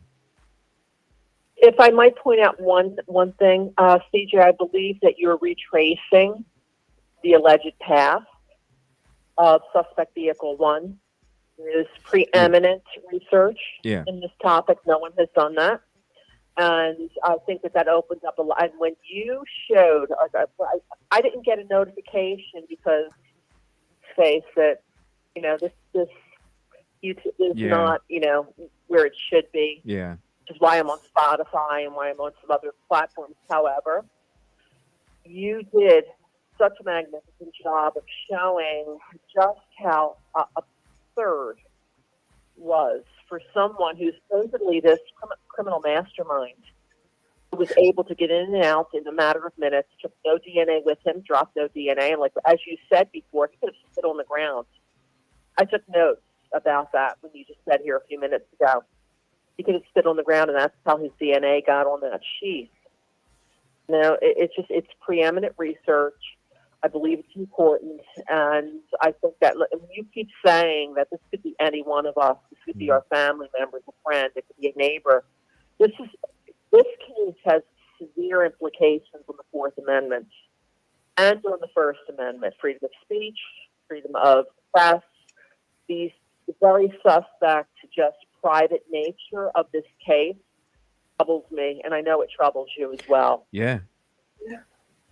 It really does, because like what I always, because anytime that I'm doing anything, whether it's I'm talking about somebody that's on going to be on trial for a DP, or if I'm driving into the back of the parking lot behind the house and I'm trying to put myself as the person that committed the crime too, I'm always constantly, even when I'm trying to decide if I should be upset about something, I always put myself in the other person's situation, flip the roles, and go, if I did this, what would be the outcome, kind of thing? What should I expect the outcome to be? And so I have to sit there and go, what if that was me sitting next to Ann Taylor trying to defend my life for something that I didn't do? And they're trying to paint something a certain way, and and I'm like, I didn't do it, so This is the thing that I think is lost on so many people, because one of the greatest things, the brilliance of our founding fathers was due process, and we know that the people who condemned him on the moment he was arrested are probably the people that jump up and down screaming due process if they get a parking ticket. And you're pointing out how important this is. That, listen, we could be in this situation. This is precedent. This has such, enormous attention. This case will be cited as precedent for years to come. Do we really want to be dragged into a court of law across the country on the strength of that non-affidavit, non-probable cause? Ladies and gentlemen, that's my opinion. Mm-hmm. Don't want to slander anyone, but that is my opinion. I think that is a weak, and to have arrested him and dragged him across the country as they did is, quite frankly, extremely puzzling and troublesome to me, as I know it's for you, CJ, because I saw you doing this, as things went along, and you kept expressing your concern. You went to Idaho, just as you did to Pennsylvania. You're the only person that I know who went to DeSales. You're the only person that I know that went to Flight 93, and covered it to give that bird's eye view. And your research, I hope that it will be cited to in future, when hopefully this man will be, deemed not guilty, because I don't see this case, CJ, leaving Latah County, not with the quotes I heard today. What do you think?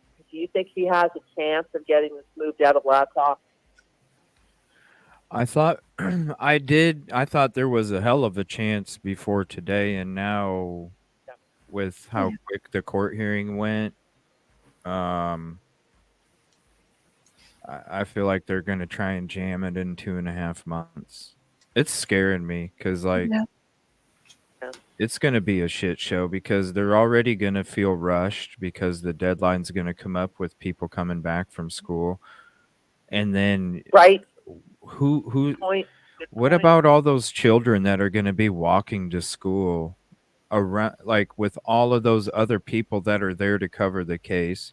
I already said how hard it was for me to get lodging when I went there for the year anniversary, and that's just a year anniversary. That's not the biggest trial in the frickin' world.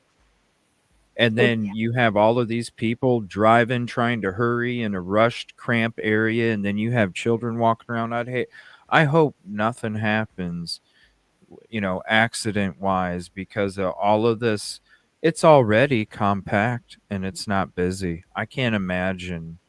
It's irresponsible. Yeah, I can't imagine what it would be like for the trial to still be going on when school's coming in session. Who made a decision to put that courthouse and that jail so close to a public high school? And I mean, you're right. I mean, once this trial, it's not going to be completed before the school starts. It's just not going to happen. No. Mm-mm. There's too many complications.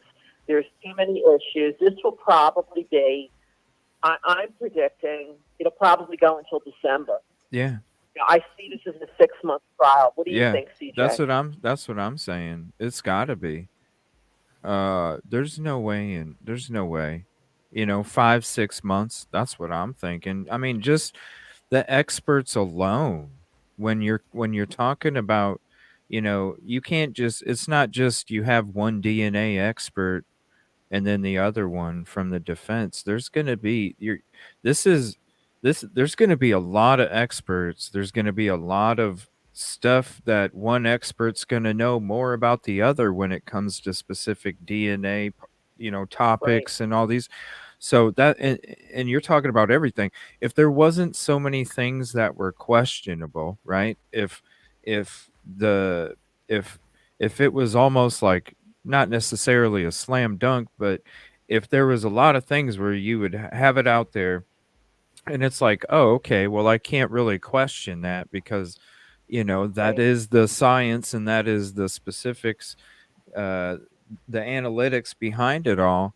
But that's not the case because you still have Ann Taylor saying, look, I can't be surprised at the last minute and have something be thrown on my lap that they're going to try and use as this one part to convict him when I need time to come back from that with all of the stuff that she's been asking for that should have been in the discovery from the get-go. You have to sit there and go, okay, these people, yeah, they're going to be a jury.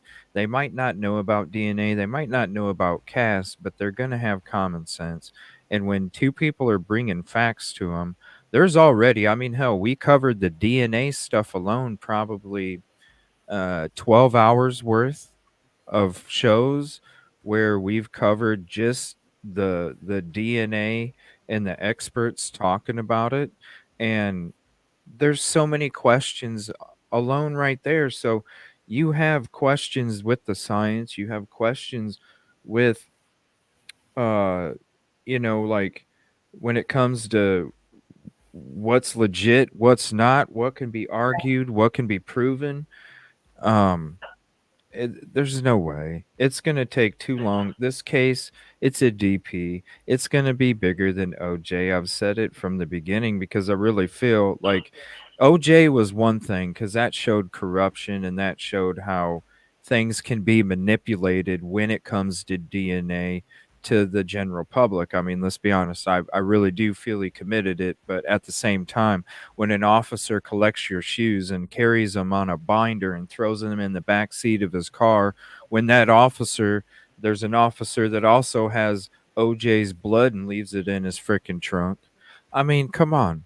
When you have a blood dryer at Moscow PD, the blood dryer's next to the Moscow Night Out bin that has pins and giveaway coupons and all this other stuff. It's like, what the hell's going on? Yeah. And then you see the video we just shown. This was when they show up, and this is the kind of level of importance when I didn't even go through that schooling, and I can already tell myself if I'm trying to make sure that this crime scene is preserved as best as possible while trying to investigate it, I already know that I need to take that glove off if I picked it up off the ground. That right there shows the level of that they didn't know what the hell they were doing at all. It's a You have been pointing out that detail for a year. You have been pointing out that detail, how just sloppy, the lack of procedures and policies, professionalism, contamination. And let's not even discuss the fact of what you really pointed out about the smell and what happens to a body when it decomposes, much less four. And how you brought up the point that, what did you say? It was sort of like just that odor. How did two people stay in a house for 8 hours? I don't know. With not one, but 4 bodies decomposing. Yeah. And what the biology is relative to, you have gashes, you have gouges, you have wounds. That means everything in your stomach's coming out. Even just let alone all the other organs, just the iron in blood.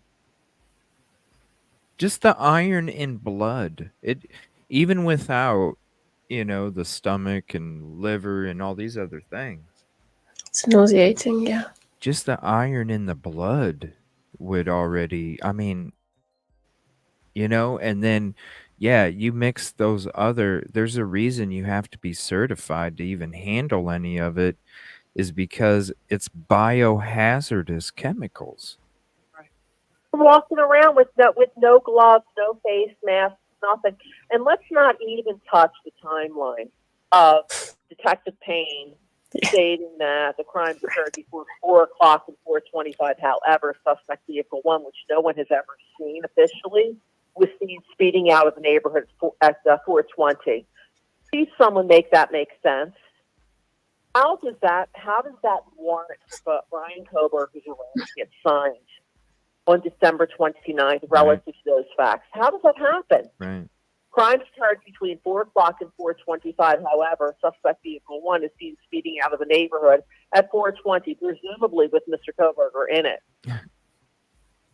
One would expect he would be in it, yeah. CJ, I'm dying to hear, because we have not spoken in so long, your thoughts regarding Payne on the stand and his believability. It was so revealing. I was shocked at first because I didn't think he was coming on.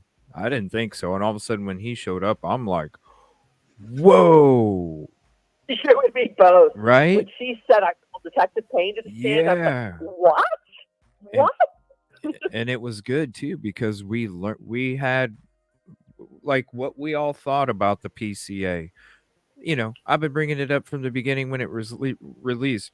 Wait a minute, what you had to watch somebody else's body cam to learn there was a dog when everybody showed up? And to me, I'm sitting there going, why wouldn't you sit down and the office ain't that big and y'all don't live that far away.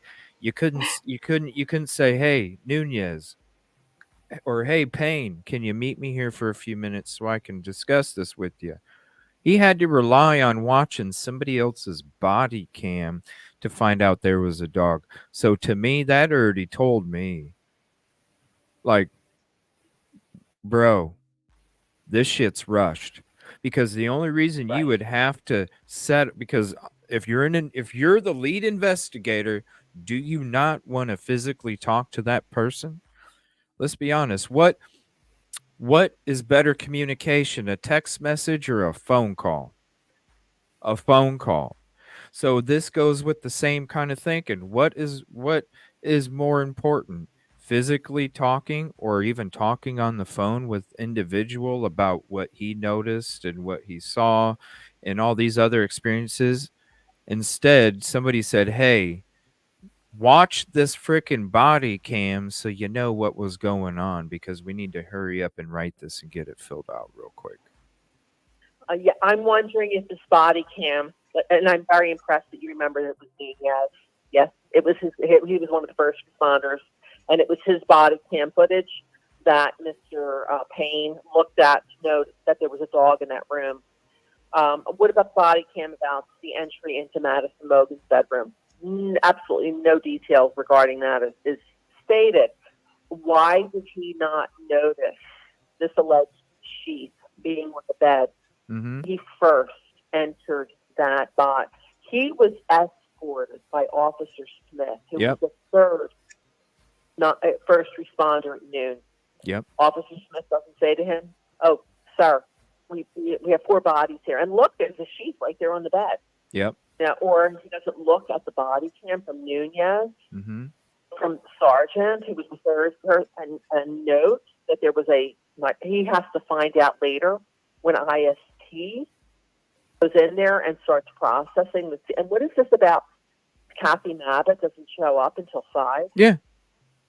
What Well, is she this? said she wasn't What allowed. type of investigation is this? She said in one of her first interviews, it might have been the first interview she had with, I think it was Creme 2 News. She said when I was allowed. She wasn't allowed. Why wasn't Lanier the lead? His old ass would have been around a whole bunch. He would have had a lot of experience to handle this kind of investigation for this kind of crime. Instead, they give it to somebody that barely has any experience, just a couple years. And when you look at the experience, this is what I want people to understand when it comes to, you can have military experience, right? It's a complete, listen, when you're a police officer, you have to approach people in a different way. Yes, you have training with weapons and protocols and all this other stuff, but a soldier is taught to get rid. Police are taught to try and not to unless it needs to happen. It's a completely different approach. So you can't, and that's not even with an investigation with this kind of crime. Where was your training? 100%. Lanier was. 100%. Go ahead. Sorry. This point is so important because a military investigation, soldiers do not have the due process privileges that civilians have. They do not. So if he's approaching this as a military investigation, right then and there, first mistake. There is no due process. In military investigations, completely different. And then can't even touch the incident that happened, December 15th. There's a lot of people out there that are saying related, not related. We don't know. But the secrecy of what happened at the coffee house, December 15th. Yeah. What happened 1122 King Road, Mm-hmm. November 13th. Quite frankly, very disturbing in my opinion. CJ, what do you think? I mean, yeah, just with the way that stuff went down, shout out Truth and Transparency. We watched the body cam of the whole situation. Where did you hear somebody? Job. He's the first person that got a hold of these body cams of the alleged noise complaints, which that entire one, which I won't even mention his name, walked directly from the male off-site campus housing and then walked around to 1122 King Road. Same officer happened to be on Banfield. Mm-hmm. CJ, how close is Banfield to 1122 King Road? Just a minute or not. I mean, literally from walking. I could walk from the parking lot of 1122 to Taylor Avenue's curb in that little walkway there in between. Less than a minute, maybe shortly over a minute. Not very far, and that's just walking normal. It's not far at all. CJ, what do you think the timeline of these crimes are? Do you believe it is 4 o'clock to 4:25, or do you believe it happened earlier? I still feel like it was separate. Yeah. I still feel, and I don't know, regardless of whatever, is stated or reported, I still feel like the second floor was at a different time than the third floor. I feel like they took place at different times, and I feel like the crime started a hell of a lot earlier than what their timeline is. I think I I think agree, the and crime started shortly quite before frankly, 3. weren't the first press releases from Moscow Police Yeah, Department indicative of an earlier 3 to 4. Yeah. crime scene? Yeah, 3 Didn't to they? 4. Yeah. And what about safety shape and about what was it? 2 a.m. is the darkest hour or something Yeah. to that effect? Yeah. Why not 4 a.m.?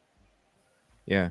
I feel like the crime started shortly before 3 a.m. I feel like the phone calls from both phones, um there was a reason why there Right. was, because this is why I think there was phone calls from both phones very quickly together, because I really feel just like why I feel like the sheath could have been Maddie's or Kaylee's.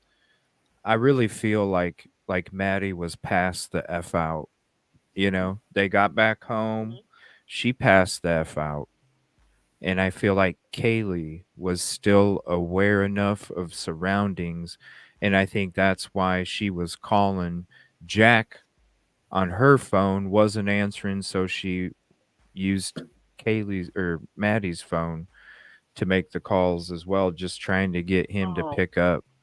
And I think that interesting. I think that's when everything started. The thing when it comes to the timeline, I think they're sticking to the timeline of 4 to 4:25 because that's the only time a white car was driving through the neighborhood. Do you believe that white car could have been the DoorDash driver or Yeah, something that's why. completely unrelated? I mean, and this is, I'm going to share the link to this video. This is why I made this video, because when I watched the route and I used Court TV's little animation, because this was before I was out there on location. I used Court TV's animation, and then after I came back, I used I think I used my footage too. But I put this together because to me it was like, is this the route that the person took, or is this a DoorDash driver? Because to me, it looked like the DoorDash driver got lost.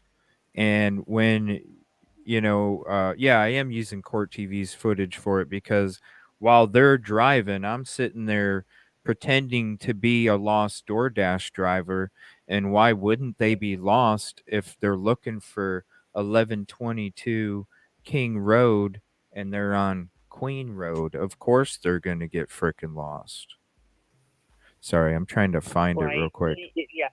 You have been saying this from, if not day one, very close to day one, that how would, if Brian Koberger knew this house and was going to this house, why is he dressed? It's a complete fairy tale, I must say. Mr. Bloom stating that, oh, well, he was trying to, bring up the courage to go into the house, whether to park or not. He's fighting No. these internal demons. So No. ridiculous. I believe that this looks like someone who's lost, who's looking for the house, not someone who has been thinking about this, who has put thought behind this process. They're going to go into this house. They know how to go into it because they've been, stalking it, which we know the stalking incident that is discussed, page 9 of the PCA, was debunked by Mr. Thompson several months ago. Why are you driving around not knowing where you're going? Mm-hmm. Why did they wait until December, was it 9th or 7th, to serve a warrant on DoorDash? Such a critically important Right. witness. You should have right away. Right? I'm sorry, CJ, I want to hear your comment, please. No, I mean you should have right away. That's your first suspect, man. That's the person that's the person that for sure was there around the time the crime, or what you're saying the crime took place. And I'm sorry, if somebody was stalking out the property, they're not gonna drive. If you're there to commit a crime, you're not gonna drive around all lost and do weird 3-point turns and all this other shit, because the last thing you want is some neighbor that can't get to sleep, sees your headlights making lights in their shades, and they go, what the hell is somebody doing out there? Are they drunk? Great point.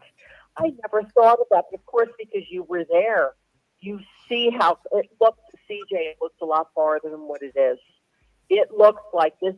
All of this Banfield seems like it's very far away from 1122. The intersection of King and Queen seems very far. But now you're bringing up the point that that 3-point turn would have flashed lights into all of those houses.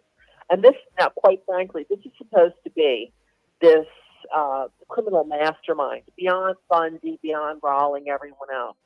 This criminal mastermind who planned this, and he is pretty much showing his car, driver's license, everything else, making this 3-point turn at King and Queen. Please, someone make this make sense. Mm-hmm.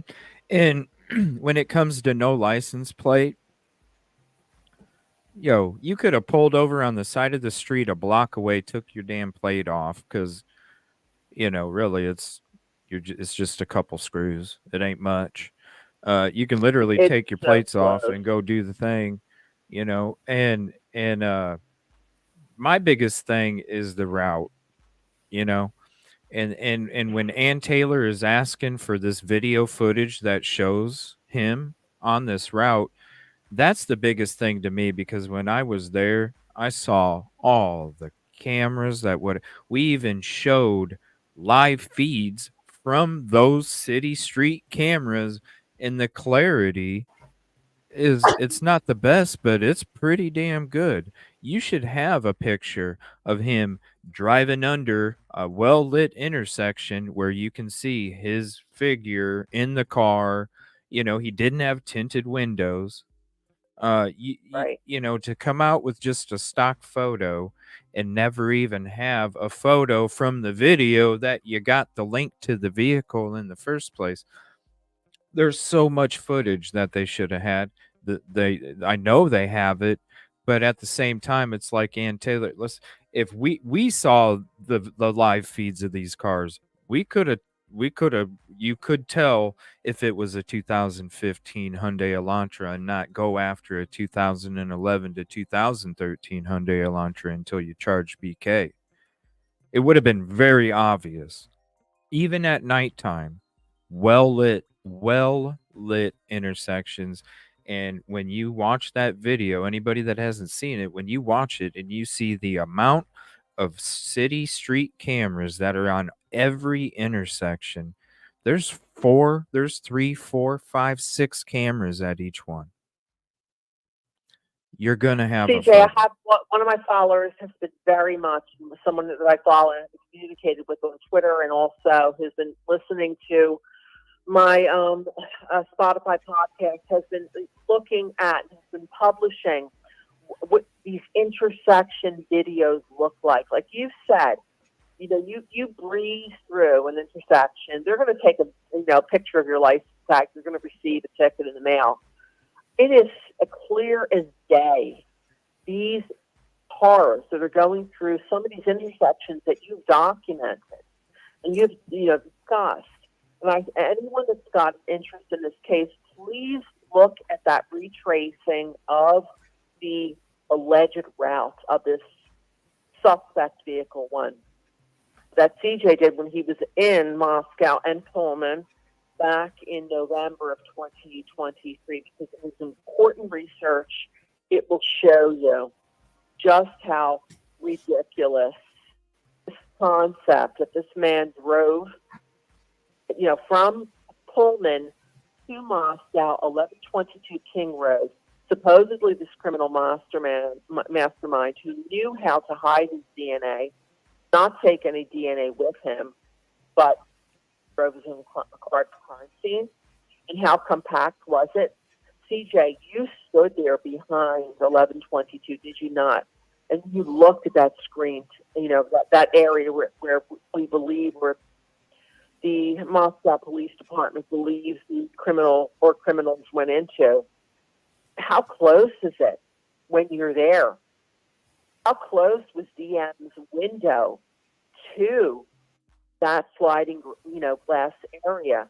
You cannot appreciate this from the probable cause affidavit. You can't appreciate it from what I'm trying to do on Spotify. You've got to look at this video that TJ published to understand how close it is. We went into it in the beginning of the show. Actually, I showed the footage. I showed how far it looks, from the bird's eye view of Google Maps, how far that slab looks from the cars, and then I showed the video of me just right outside my front door, because you can see the agent's vehicle next to me. You saw where it was at when I pulled up, so you know that I'm literally right outside my door, and I just take a couple steps and the slab is right there. Everything, and that's what amazed me the first moment I got there, and I drove down Taylor Avenue and I went in to King Road and Queen Road, and I was just like, holy crap, I'm claustrophobic. And I'm gonna be honest with you, it made me a little claustrophobic. Just the cars, even in this video that I'm showing in the background, as they're driving up, you see a car on the left, you see a car on the right. This whole time, when I'm driving in these neighborhoods, the whole freaking time I'm driving, I had to literally go, okay, in 30 seconds, if a car's coming in the opposite direction, where am I going to go? What am I going to do? And I literally, every 30 seconds, I had to update what was going, just because I had to be that aware, because everything was so scrunched. That was the biggest thing that was a shock to me when I went there. It was like, this place is so scrunched. Right. It Right. It's like an amphitheater, right? And what about the houses next to it? How close is 1112 to the former, it's been knocked down, we know that. But how close was it? How close was the house next to it that we believe that HJ was when he ran over, supposedly, when friends were summoned? How close is all of that, CJ? Mm-hmm. Well, I mean, they're making it out like they want to say the camera is 50 feet, right? 50 feet away.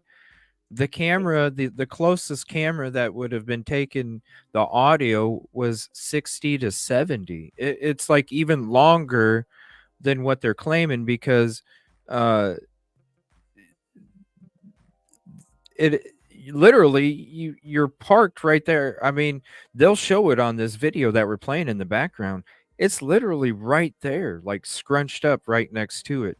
The thing is that plot right there that houses those 4 houses or 5. You got the 1122, or no, it's 4. Mm-hmm. 4 or 5. But it's supposed to have one more house there. And I don't even understand how they can. It's meant for that many, but they can't even. That's the whole reason why they did like a remodel of 1122 from when it had the garage out there in front, was because they needed to have more room. And they're so worried. The reason that they didn't even want to approve the remodel of what it looked like, recently, is because they were worried about parking and the water supply. They were worried about water supply as well. So I didn't know. Everything is so scrunched. They allowed it to go through because they had to take down the garage, because they couldn't have the renovation and not have the parking. But the crazy thing is, no, there's more squares than that though, Viva. There's more houses going up King Road off to the left there. Right. It's just showing the 1122, where they're just showing these two on this footage right here, is because they're talking about the route and the 1112 catching the person that was committing the crime. That's why I'm saying they just picked a white car, because there was a DoorDash driver. If I was a DoorDash driver, somebody told me 1122 King Road and I'm on Queen Road, yeah, I'm going to be circling around, because I'm going to be sitting there looking at my GPS going, why is it telling me to be here So I'm going to go up and Right. down a couple times to really go, is this really the house? Because it's facing queen, but for some reason it's telling me king. So that's how I would see a car, doing this path right here, because this is what they're saying. You see all the different lines of the colors on here, and that's what they're saying. It drove down, it stopped, it turned around, did the 3-point turn. And that's why I'm sitting there in this video back then. I'm like, y'all, let me try and show you what this DoorDash driver would be doing. And I use their footage to kind of go along with it. And I'll play that part of it. But everything is so freaking scrunched. It's so suspect. It's so suspect, the equal one. It's so ridiculous. Nothing makes sense. And CJ, you also did a very, I think, important video many, many, many months ago about that goodbye sign and how bright it was. Now, how does he just commit all of these crimes and then leave a victim there, illuminated, to identify him? How is that possible? Yeah. And how do bushy eyebrows stick out? That's probably the only thing that you saw, considering the mask that they were wearing, Right, the knife with the blood dripping off of it, you don't say. You see the bushy eyebrows. And quite frankly, it wasn't even DM who made the ID. It was Brett Payne. He looked at Brian Koberger's driver's license and said, "Oh, this guy has bushy eyebrows." Yeah, in the PCA. When did the detective make an ID and not the witness? Right. Yeah, that's why when I saw him talk about the bushy eyebrows in another part about looking at the ID, that's when I was like, it just takes you right back to the statement. And that's what made me really feel. And then you take the statement of frozen shock phase. Like, what victim says, yes, I was in a frozen shock phase? To me, that's a medical term. And that the university set up a crisis team as soon as it took place. They knew stuff that was going on before the police did. And as part of the crisis team, we read in President Green's book that as soon as they set up a crisis team, they sent individuals out to all the different fraternities and sororities to discuss what took place. And so when you hear frozen shock phase, to me, that sounds like a counselor was talking to DM and then relayed that information to the law enforcement.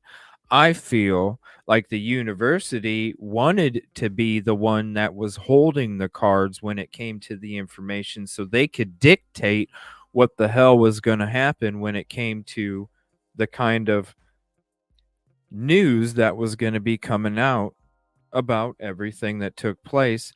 And Moscow PD had to be subservient because Moscow PD just had their new building funded with help from the University of Idaho, and the University of Idaho also overpaid to buy their previous police department building. So there was a lot of reason for you not to piss off Daddy Green. Oh, no suspect, issue about this. But when did the arrest occur? December 30th, 2022. Just in time for everyone to say, "Oh, students, the boogeyman's been caught." A week before semester. Campus, you can pour your money into shopping because, as we know, Moscow, and you saw that, right? The shopping is better in Moscow. Yeah, it is. I know. Here, come back. It is, because you need to get bags over there. I believe, right? Yeah, because the first couple days after day 3, I learned do my shopping in Moscow, because there's nothing worse than you go into a damn store where you're getting snacks and all this other stuff, supplies, whatever, and then you get to the checkout counter and you're like, oh shit, they don't have bags here. It took me 3 days. All my purchase in my hands, right? It took me 3 days, and then I finally went, I'm just gonna go to Moscow, because at least because I got tired of carrying my stuff like a kangaroo pouch while I'm going in the hotel because I didn't have bags. I'm like, I can't keep doing this.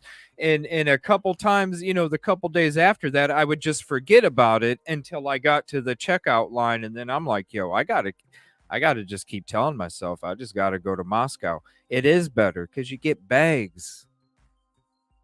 Right, you can at least get that. And why is it that when you come into town, things happen? I remind everyone about the criminal that was on the loose in Pennsylvania. And the day that he landed in Pennsylvania, he was caught, and they paraded him right in front of your hotel. I was so mad too because I had just got there, maybe like 4 or 5 hours before he got caught. I got to the hotel. It was like 2 a.m. I got to the hotel. I'm watching the flight radar, and they're circling in a certain area. And then that Nick guy or whatever, he's like, "Well, I'm gonna go home and get some sleep." And I'm sitting there and I'm talking to a couple of the team, and I'm like, "Man, I don't know. I feel like I need to go out there." I was like, he's gonna be done. I don't know. This helicopter keeps circling really odd, and I was watching it for like an hour and a half, and then I was already up for like 20 some hours with that drive too. And it was like, no, let me just get a couple hours of sleep. I'll get an hour or two of sleep and then I'll head out there. And literally after I got a couple hours of sleep, I woke up, I went out to the car to get some of the bags. Cause when I got there, I just kind of quick checked in. I went out there to get some of my bags and stuff. And then I look up and I freaking see a whole bunch of cops driving by, and I'm like, what? And then all of a sudden I see that armored truck driving by with him in it, and I was like, oh, hell no. Yeah.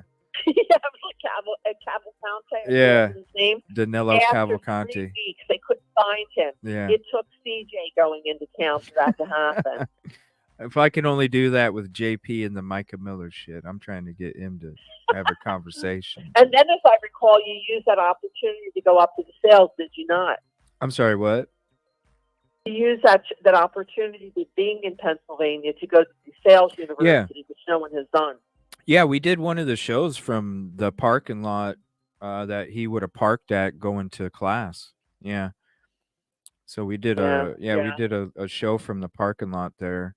But yeah, I thought it was important too, it was still a little bit of a drive away from where we were at, but it's always about just the atmosphere. It's a different atmosphere when you're there, and it really does make a difference because some things might not make sense just like with this, if I'm looking at the bird's eye view and how far that slab looks, how far it looks away from, the cars in the parking lot. And then when I actually go there and I'm like, and then I show you guys the footage of how really close it does look, it's like, I don't know, that it just it's more awareness really, because like right here, it seems so far away from this slab here to where these cars are parked. But if you see this video right here, I'm literally right outside my car, and that's how close the slab is. So Unbelievable. It's scary. CJ, I'm going to ask you 2 questions. Yeah. Okay, because we haven't spoken in so long. Do you think that there's any possibility of a change of venue? I thought there was. I thought it was like a 75-25 that it was going to be changed, but I don't know. After today, I kind of feel like it went down to the other way, where it's like 25%. It's going to be changed. I would even give it less because he's talking about the trial, and he seems like he's pretty much intent. This trial's going to be in LaSalle County. Yeah, he's presiding over it. Yeah, and what do you think the verdict is going to be? I think it might end up in a mistrial because the jury's not going to be able to come up with one or the other. I think there's going to be so many questions. I say this as a pessimist. Yeah. I think that they're going to return a guilty verdict, only because of, as you've talked about, the infiltration and the importance of the University of Idaho, and that not just in the police department, but in that county. And I fear that, I hope you're right in this trial, but I fear I don't it's going think to come back as a guilty verdict right now. I hope I'm wrong. I don't think they care. And this is why I say this, because, and I'll drop this link in chat too. This is a video that I did a long time ago. Ann Taylor in 2017 represented somebody that, you know, it's in a different county, but it's the same kind of way the game's played. Okay. And so when you look at this case where she got the acquittal, it's the same kind of propaganda. A whole bunch of she did this, this. When it came to trial, where's the beef?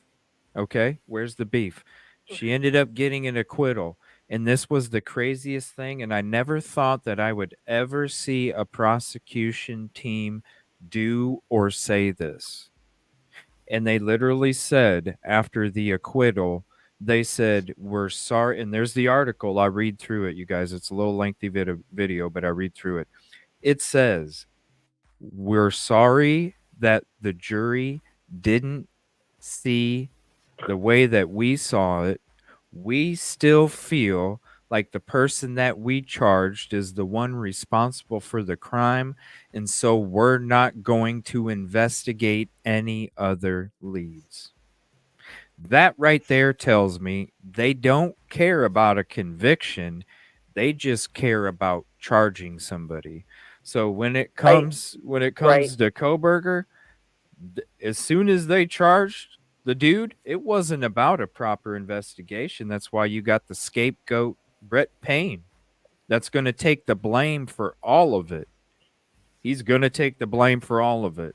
That's why Lanier backed away. That's why everybody else backed away. Lanier was the first one that showed up that said, as soon as I was pulling up in my frickin' car, I could tell that we were going to need more resources to handle this situation. And to me, I'm sitting there going, well, if there's 50 people outside, you can't tell me that 5 officers couldn't handle a group of 10 people. So if you're telling me that 5 officers couldn't handle 10 people apiece that are just standing out there, that they're not running like cockroaches, you don't have to round them up. Well, then number one, how many people were out there? If you felt as soon as you were driving up, you didn't even get out of your vehicle. As soon as you were driving up, you knew that you had to get more resources. To me, that says it was a shit show from the beginning. As soon as they pulled up, they didn't know what to do. They didn't know how to do it. That's why they called ISP right away, because they're like, look, we're just used to doing noise complaints and writing tickets for underage alcohol consumption. We don't know nothing about this. And I think that's why Lanier, he should have been the lead in the investigation. He was one of the first people to show up, and he was one of the ones with the most experience on the force. Why wouldn't he be handling it? I think Lanier should have been police chief. You know, I don't know why. Well, I do know, because he graduated from the University of Idaho. The police chief graduated from the U of I. Lanier did not. He was an outsider. All the photographs from the early parts, the few of them that are out there, show Lanier out first. He's out front. He's walking around. You don't see the chief until later. Right. So why wasn't he? I think it's because Fry wanted to, in my opinion, control everything. Yeah, there's a reason why And 6 months later, Lanier announces his retirement in the middle of his most important trial ever. Mm-hmm. This was before Koberger waived speeding. Trial was supposed to happen in October of 2023. Lanier, he resigned, I think it was June of 2023. Spend time with his family, that excuse. Oh, yeah. I called it when I called Captain Dollinger that he was going to be the next chief of police for Moscow You did. last November, December. I also am, excuse me, I'm also calling Bill Thompson's going to retire a couple months before this trial starts.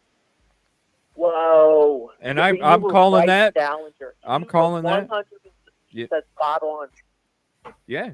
Like this, that's why I'm saying this shit's crazy. Like as I've like when I was doing all these shows and I'm calling all this stuff, it's crazy as time goes by. And I'm like, especially when I saw that Dollinger was made the new chief of police, I was like, this shit's crazy. You know, but that's what it smells. It smells all of this. It smells Thompson's gonna retire a couple months before uh the trial takes place, is because he's so worried about his freaking legacy. He's gonna bounce out right before it happens because he's gonna also realize it's gonna be a crap show. And when And what, you leave Ashley Jennings as lead prosecutor or leave it to Yeah. the assistant attorney generals who were No. involved in the case? I bet you Ashley Jennings. Because, listen, it's why they're using Brett Payne. It's why they're using. That's why they used Brett Payne from the very beginning, because they knew. I mean, you could hear what they were talking about. How he was he was the go-getter. He was a loud guy. He was in your face. They knew damn well he's an egotistic maniac, and they knew damn well if they said, "Hey, Brett, you're the right man for the job," knowing in the back of their head, we ain't never going to be able to get a conviction off this. Here, let's just, oh yeah, I'll do it. He's going to be gung ho. But the thing is they're using certain people. That's why nobody wanted to touch it. That's why Lanier's like, yo, that's why all these the other people that probably showed up were probably offered the lead investigative position for this crime, and they were probably like, nah, I'm good. Because all the contamination that already took place. Pension here. I'm not putting my pension on the line for this. Huh? Go ahead. Yeah, Lanier was not going to put his pension on the line. He's going to retire, leave, and so forth. But yeah, he would have been the perfect, or Dallinger would have been the perfect person. Yeah. But so you think he's a scapegoat, Payne? Oh, of course, from the very beginning, because I guarantee you, number one, they didn't know what they were doing. They already walked in the crime scene. It was already contaminated from all the other people that were in there. They couldn't even tell you how many people were there after multiple press conferences, how many people were there when they showed up. And I guarantee you that's why Mabbitt wasn't even allowed to come out there, is because they didn't even want her, because she's going to be going on the witness stand too. And I guarantee you they didn't even want her to be able to say some shit. I bet you when the ISP showed up, because they knew what they were doing, I bet you when the ISP showed up and they said, I don't know how we're going to even be able to investigate this, because look at all the contamination. As they were getting into their investigative work, ISP had to hand it off, because how are you supposed, with all this contamination, when you don't know how many people were there when you showed up? That's a freaking problem, because you should have had a witness list. Big problem. Yeah, you should have had a witness list. You should have had a list of how many people. And the fact that the university, and this is why I was saying that the university held the information that took place because of all the chatter that's going on their apps and everything else. I bet you when they showed up and they were like, oh crap, we don't know, university's like, hey, we have some information, let us help you out. That way they could kind of push however they wanted it to be pushed. I have a feeling like some people in the university know something, because they're the ones that read the chatter. What about when you pointed out? What about when you pointed out that Green told everyone, go home? Yeah. Thanksgiving, and it was a week and a half before Thanksgiving. Let everybody go. There's no reason for this witnesses to leave. No.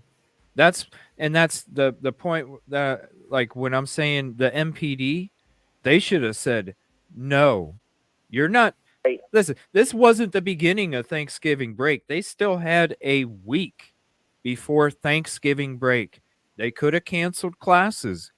And everybody, listen, they weren't making plans to leave. Maybe some of them were making plans, but they're not leaving right and missing a couple classes right before they got to come back and do their finals, people. They're going to stay there for those classes because they need to. So to sit there and act like people were making plans a week or two before Thanksgiving to go visit home for Thanksgiving, no, most of these people were making plans to leave when school was done. So there was Right. no reason to send all of these people home because you still had another week. Cancel classes, still show up like you're supposed to at the school, but instead of going to class, come sit down and talk to a counselor. Exactly. Or speak with MP. Like, for example, that Monday, what was that, November 13th? If you look and research online, you will see that girl with the blonde hair who lived at 1112, where the canine cop is on the deck. She is literally filling up her car and leaving. Why is she leaving that? She is the girl that lives in the house adjacent to the parking lot. Why is she leaving? Who's running the show? Is it MPD telling University of Idaho and Scott Green this is how it's going to be, or is it the other way around? No, it's the other way around because the university held the information. Why would Mr. Green? Did you see the FBI standing up there? Let's be honest. FBI has covered other stuff. They've stood up there in press conferences, right? Why was the FBI not up there, but Mr. Green was up there at the press conferences? Oh, good point. Good point. There's Good point. Even CJ, even in that video that Ann Taylor showed a couple months back, where she had the witness on stand, the doctor that was doing the surveys, and they showed you, please, who's standing right behind him? Mr. Green. Scott Green. Yeah. Not the FBI. No. ISP. ISP's on the other side. Mr. Green's on the, you always see ISP.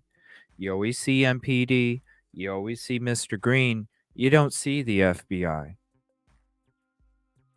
Mr. Not Green. at all. And CJ, what caused that FBI expert to change his opinion? Was a 2011-13 to a 2011, could be to a 2015. That is significant. I think it was before that. Now that we're talking about these press conferences,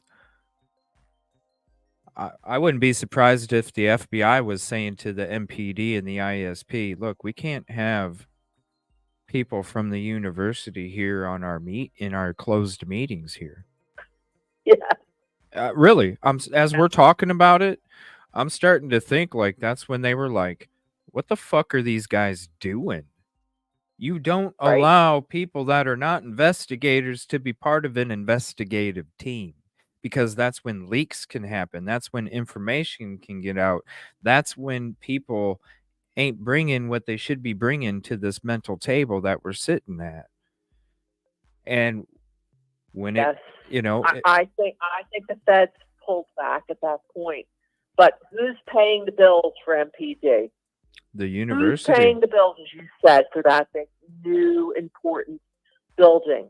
Who's paying the bills to go in there and be the officers on campus? It is the University of Idaho. And you also talked about, I think, Memorial, CJ, right, where they accepted like all of this money to donate to this memorial. Where's this memorial at? Right. It was a bunch of pegs 6 months ago in the ground. you know, if they were that important, don't you think you would have had it done for the following school year to then have new students come walk up on it, the students that are returning to see it, especially right before the first year anniversary? And during the first year anniversary, the week of, you're taking local news to show them the grass where it's going to be, and then you're showing them a little 1.5 foot section of a rock that's, you know, into the grass to make it seem like you have shit done, and then you see a bunch of pegs in the ground that looks like they're marking out gas lines and electric lines before they even do a dig. It's like, what are you doing? Embarrassed. And how about, and I know you were at the memorial year anniversary. How well lit was that, CJ? It was Did you scary. hear anything? Did you It was see scary. anything? It was scary when I was walking up, when I got out of the vehicle and I was walking up, even where Brian Enton was sitting. If you go watch him do a live stream feed from the vigil or the memorial or whatever, you'll see how dark it is behind him. It's no joke. When I was walking up to it, in my mind, I'm sitting here going, a year ago, somebody came and attacked 4 students with a knife. And I'm sitting here walking up to this and I'm going, I don't know if I could even tell if somebody would be running up to me with a knife with the crowd of people and how dark it was. It was very eerie. Very eerie. Very, very eerie. Very eerie. My friends, you know, we've talked for quite a while, and I know you have so many people that want to talk to you. But I just want to say that it's such a pleasure to speak with you again. I'm continuing to covering this case on my Spotify channel, and then I'm going to Soto, Madeline Soto case, Yeah. and also Sarah Boone, because I'm here in Florida, I'm in Orlando. Oh, okay.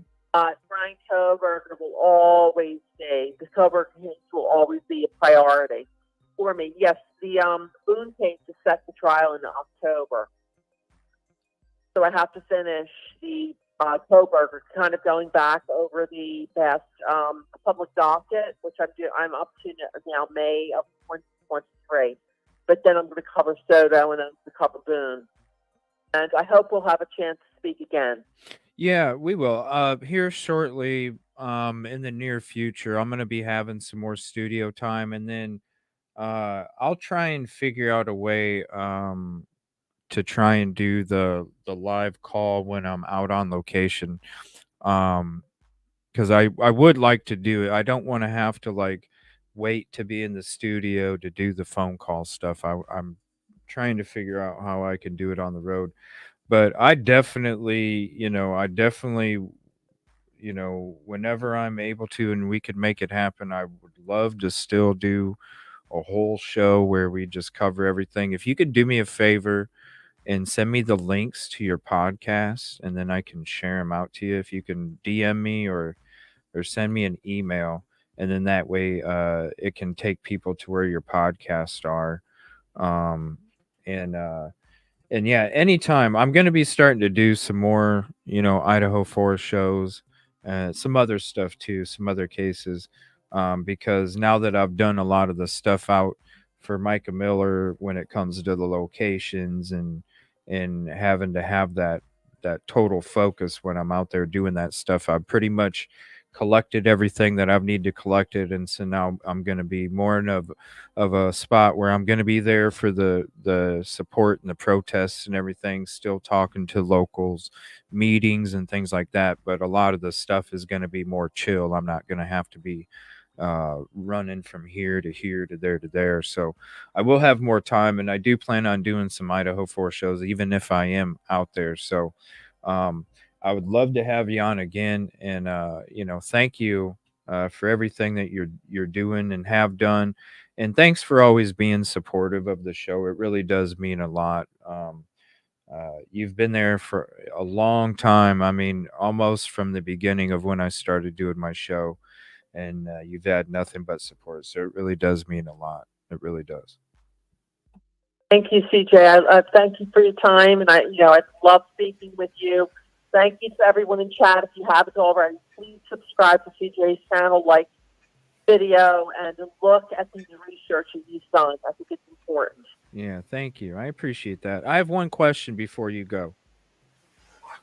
Do you think Okay. do you think Bill Thompson's going to retire before the trial starts?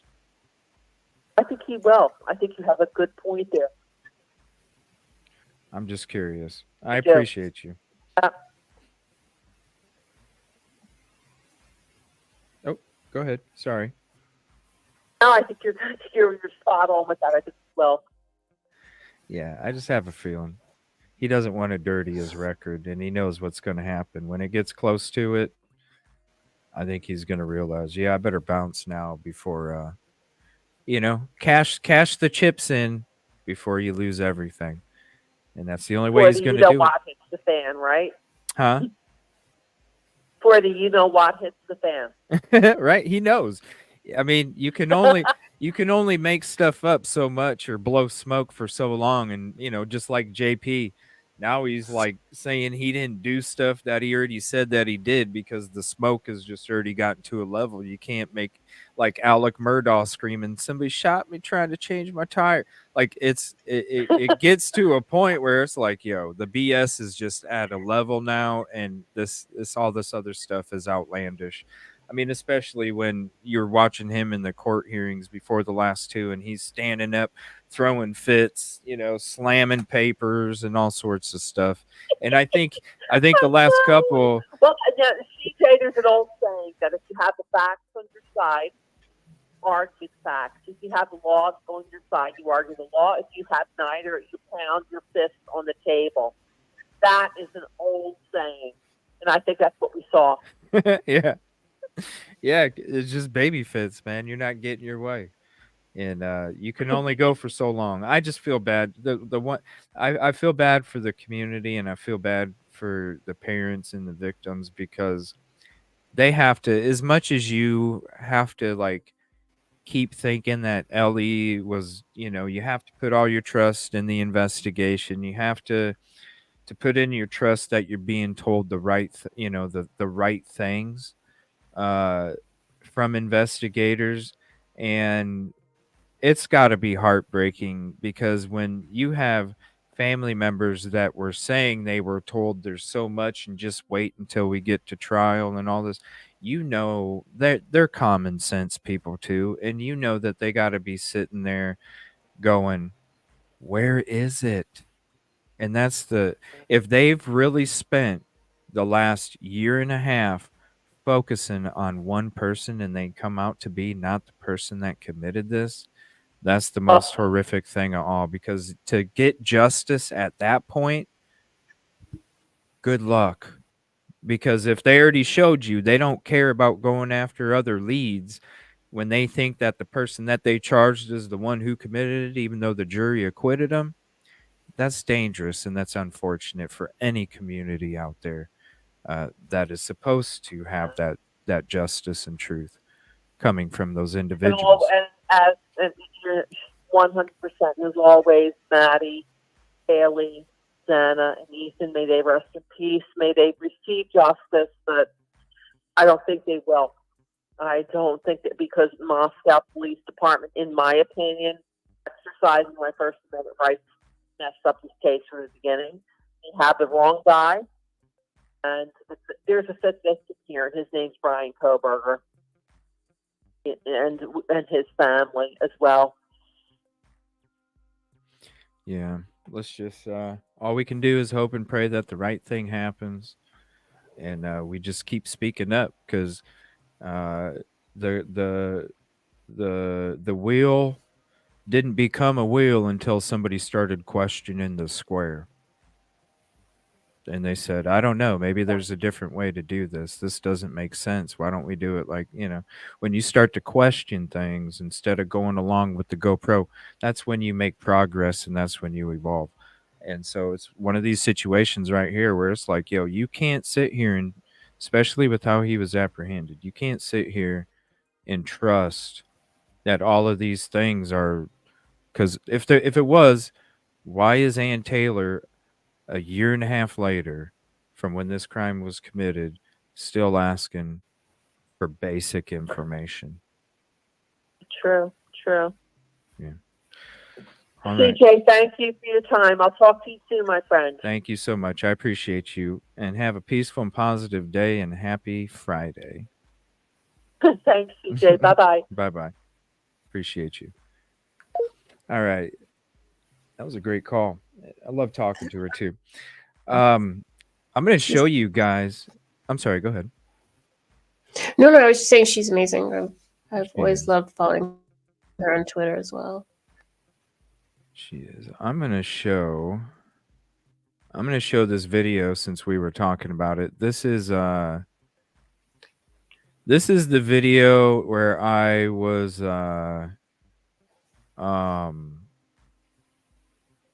showing what it would be like to be a DoorDash driver, driving that route, and how they could literally, like, this is what it could be as a lost DoorDash driver. And so I'm going to play this real quick for you guys. It's a great, it shows how the route went, and then it kind of used their footage to show you a lost DoorDash driver. Driving eastbound on Queen Road towards the dead-end apartment buildings, and on the right you're going to see here the crime scene home. This is all the investigators' vehicles that were here earlier today collecting those mattresses and boxes, and he would continue on, of course. I just don't. It's got to be from one of the other houses. It has to. I don't know. Going straight to turn around and come back. But that's a view of what passing by this home would be. And then again, this is video collected from these neighboring homes in this area, pinpointing this white Hyundai Elantra that they say Brian Koberger was driving starting at 3:29 a.m., making these passing drive-bys, Vinny. Quick question, because then I want to get to the rest of this as well. As you drive past and you see those windows, which floors are that? Which bedrooms do you see as you're doing that pass by? Because if this car is casing the joint to see if anyone's awake, whose windows are you seeing? Absolutely. So there's one way in and one way out of this road. So this is the only way in to this home, what you're looking at right now. Again, moving eastbound on Queen Road, you're going to see the house come up on the right side here. What you're going to see is you're going to see first the front door of the home. It's going to be hard because there's going to be all the law enforcement vehicles in front of the home, but you have the first floor with the front door where they're going in and out, and that would be one of the roommates, Bethany, on that floor. The second floor, if we have the front of the home, the second floor, the right window on the second floor would be Xana Kernodle's room, where Xana and Ethan would be. The left second floor window, I could even show you here behind me. You can see it. It's dark here on the second floor. That is the living room area of this home, where the first floor steps would come up, the living room area. On the back side of this second floor room, this living room area would be Dylan Mortenson's room on the second floor, Vinny. That gives you perspective. And then moving on up, of course, above this camera angle where I am would be the third floor, where Kaylee Gonzalez and Maddie Mogan would be at that time that car was passing by this home.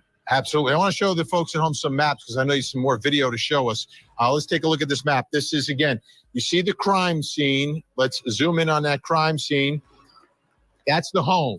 And Chandler keeps talking about Queen Road. So at 4:04 in the morning, there's a fourth time that the suspect vehicle goes down Queen Road and then sort of turns around in front of that apartment complex, 500 Queen Road. Then you see it start to move forward and then stops. And they think it's either attempting to park or make some sort of a maneuver right in front of the car on Queen Road. But then it starts to move again and goes towards the intersection of King and Queen Road, and that's where it makes one of those 3-point turns, a K-turn. It turns around in that intersection and then heads back east on Queen Road, again towards the home. Now, Chanley, I know you put together some video showing all of this because this is significant. This is 4:04.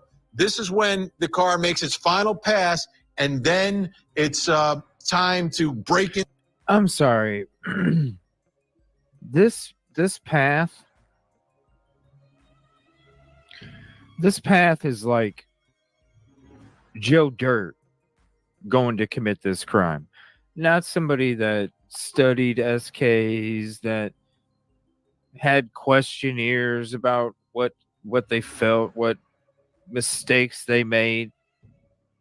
This is like a route that Joe Dirt would have took to go do this crime. Like, you're gonna fucking drive up, turn around right there, then come back around, do another turn, and then come back around.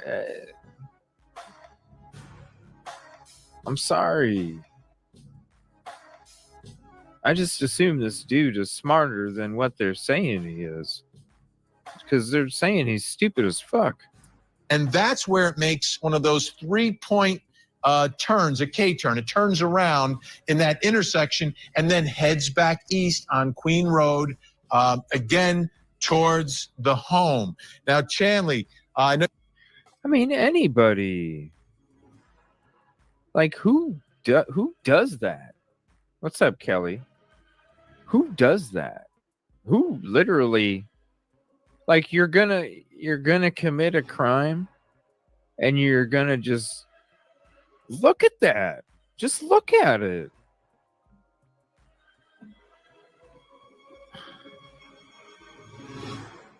To me, that looks like somebody that got lost trying to deliver food.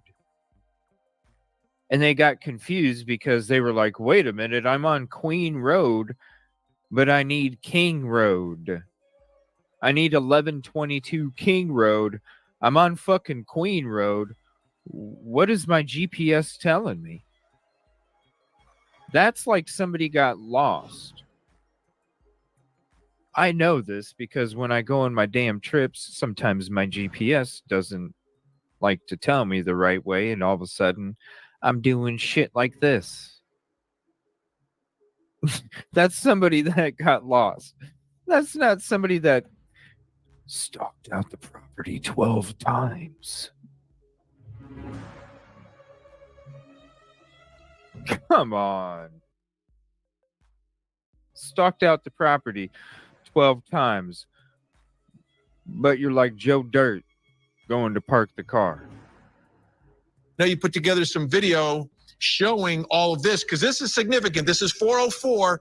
This is when the car makes its final pass, and then give me a break. It's time to break into the home and commit a murder. Don't either, Katrina. Exactly. So again, we started at 3:29 a.m. So this is more than 30 minutes later, 3 passes by this home later. This is the fourth time, like you said, 4:04 a.m. again, making its way east on Queen Road one more time. This is the only way into this area. You see the crime scene to the right. He, according to this affidavit, continues on straight past these apartment buildings on the right and would make it's very narrow road. As you can see, I've spoke to most of these neighbors that live here on this road, this apartment complex. You would have to go all the way towards the end of this narrow road before you could turn around. It's going to be apartment number 52, according to the affidavit. In this area, this wider circle area where that white Hyundai Elantra turned around, according to this affidavit, and then goes back down the hill west on Queen Road, where he passes the crime scene one more time. It would have been on his left side, his driver's side of the car at that time. And according to the affidavit, that's when he sort of fails to either turn around, attempts to kind of park or turn around there right in front of the home. Remember those tire marks, Vinny, on this road that I'm showing you? They would be about where that red car is in front in this video, where those the tire marks, right where that red car is. Yeah. In the parking lot that wasn't closed off in the beginning, right?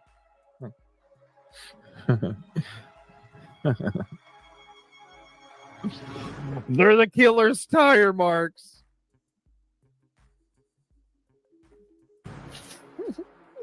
They're the killer's tire marks. It wasn't closed off, but it was preserved, sir. It was preserved. tire marks were. So he would continue down. He would pass it after this failed attempt to park or turn around preserved in front of the home, and then see the intersection further down where King and Queen meet. He does a 3-point turn there before heading back to this home where, according to this affidavit, committed these murders within about 16 minutes before speeding off at 4:20 a.m. this direction out Valencia Road. So let me ask you, Chanley, at 404, when all this is happening, what we're showing the folks right now, what's going on inside the house? At 4:04, well, around 4 a.m., according to the affidavit, there was a DoorDash food delivery delivered to the home, and that was ordered by Xana Kernodle, the second floor room. She ordered food. I believe it was like Jack in the... That's what they just did with the killer. Look, okay. Does this not look like... We're not even going to listen to him, okay? We're not even going to listen to him. Does this not look, okay? Does this not look like somebody that's freaking lost trying to order food? I'm not even going to play what they're talking. Just watch their driving, okay? Damn, I swear I'm on Queen Road, but it says 1122 King. Is there another way to get to King Road? How do you... Hold on a minute.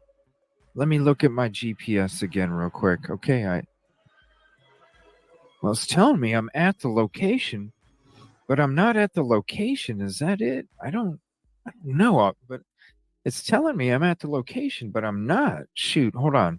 Let me see if I can go. It must come around. King Road must come around because it's on King Road, 1122. Okay, hold on.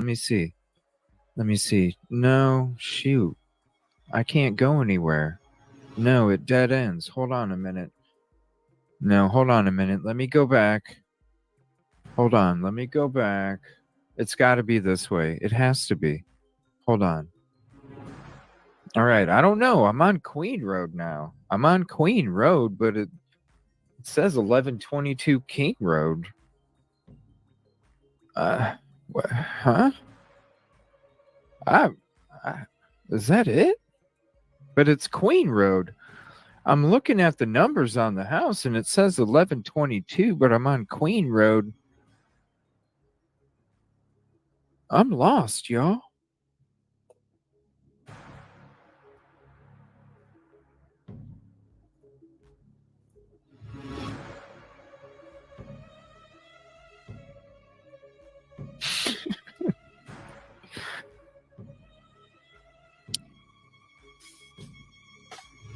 I don't know. You see what I mean? And when you go back to this,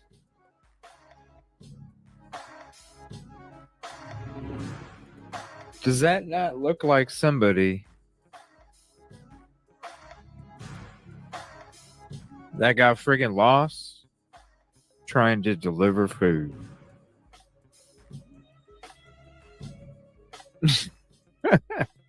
I'm just trying to make it realistic for you guys, you know? Just trying to make it realistic.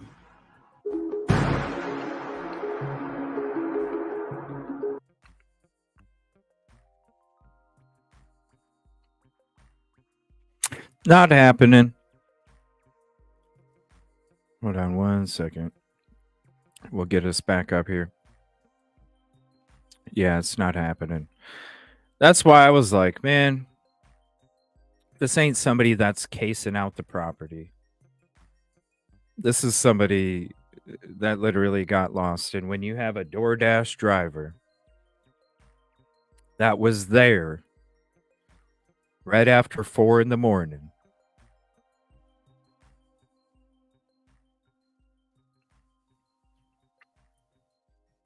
when you have a DoorDash driver that was there right after 4 a.m, I would get lost too.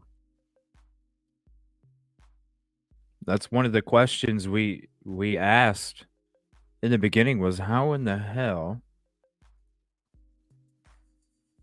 is this even... It doesn't make sense. It's on Queen Road, but it's King Road. So when we looked it up, because if you looked up the GPS, and it showed you, and I'll show you guys, this is what the GPS used to show, okay? So it would show you, here's the house right here. Let me make sure it's showing. Okay. Here's the house right here. Okay. This is what Google would give you for a path to get to the front door of 1122 King Road. It went from here to here to here. That's the Google line that it would give you for directions for 1122 King Road. It didn't give you this. It didn't give you this. It didn't give you here, here, here, and here. No. No. GPS would give you here to here to here. And what it did is it did kind of one of these things.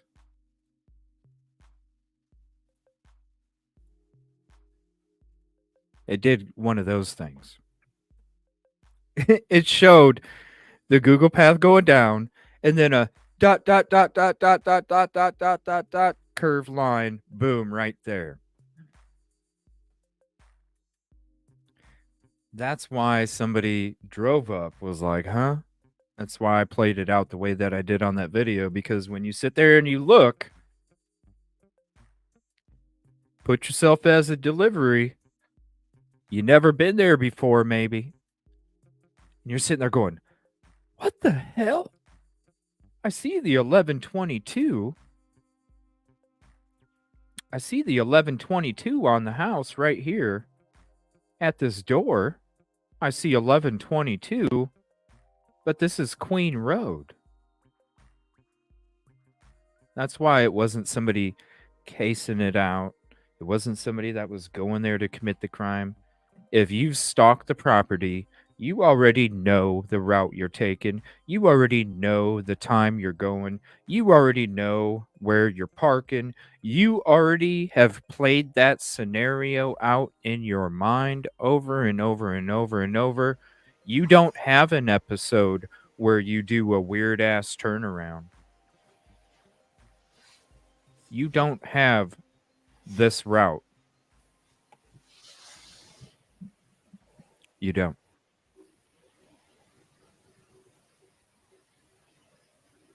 Not if you know what you're doing. Right. If you've planned it out, if you've literally Exactly. stalked it, planned it, you've worked up enough courage, it's go time. You don't Yeah. make this mistake. It's like I said, you're not out there like Joe Dirt, and then as soon as you go in the house, you're freaking Michael Jordan. Just switch. Yeah. Yeah. That's not how chaos goes when you're committing a crime. The chaos happens before or during or after. Chaos in any crime. Look up any freaking crime out there. It doesn't start with chaos and then go completely effective during the highest moments of intensity, which is where you would get chaos from in a situation. Never is there a crime where it starts off chaos, during the crime is effective as you can be to where nobody even knows how you left, and then chaotic after that. It doesn't happen. That's a really good point. It doesn't happen. It's you. If it's going to be chaos in the beginning, the chaos follows. Probably get worse. Right. If it's not going to be chaos in the beginning, maybe it gets chaos during the crime, and then it's chaos after. There's never a situation where it's chaos, effective chaos. Yeah. Yeah. Doesn't happen. Let me see here. I'm going to see. We can finish watching the Nancy Grace, or we could go. We could watch the Law and Crime. When it comes to Howard Bloom's book, I do want to just watch a little bit more on that. I thought the court hearing wasn't happening until 12:30 Central, so maybe they bumped it up a little earlier or something. Yeah, they did surprise us. Yeah, because I saw people say it was live, and then I checked it, and I'm like, shoot, I don't see it. The next thing you know, yeah, it was live. I don't know how much. I mean, when it comes to the beginning of the Nancy Grace episode, uh, the fact that she claims she learned a lot from Howard Bloom about Koberger's dad, I don't know if I really care to watch. I don't know if I really care to watch any more of it. I mean, maybe there is an all-star panel on there. I do love Joseph Scott Morgan. Chris McDonough, he's pretty reasonable. But with Howard Bloom, I don't know. Maybe there'll be a situation where people are like questioning what Howard Bloom is saying. So I don't know. What do you feel like watching, Rosie? Do you want to watch this episode or do you want to watch the Law and Crime episode? I'll leave it up to you. I'm seeing in chat some people are saying they were disappointed in this, so maybe we should go to Law and Crime. So the people that have watched this episode, is it just a bunch of people jumping on the bandwagon?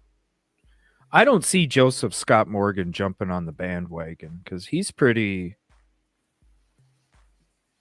And I know Chris has kind of questioned some of the investigative practices as well, so I'm sure we would get some good stuff.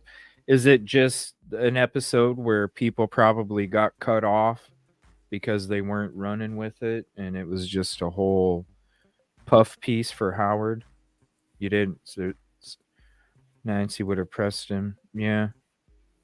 All right. Let's watch. We'll watch the Law and Crime one then. Hold on. Okay. Let me see here.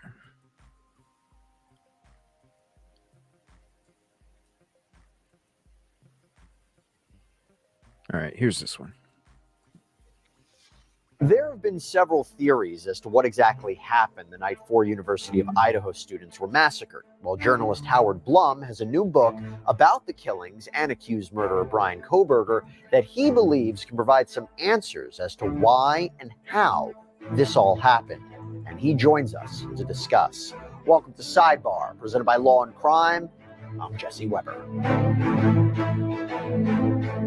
One of the most mysterious elements to the Idaho4 killings is the why, right? Why would Brian Koberger, the former Washington State University grad student who was arrested 6 weeks after the brutal stabbing of University of Idaho students Madison Mogen, Kaylee Gonsalves, Xana Kernodle, Ethan Chapin, why would he do this, as prosecutors allege? Why would a complete stranger murder 4 people in cold blood back in November of 2022?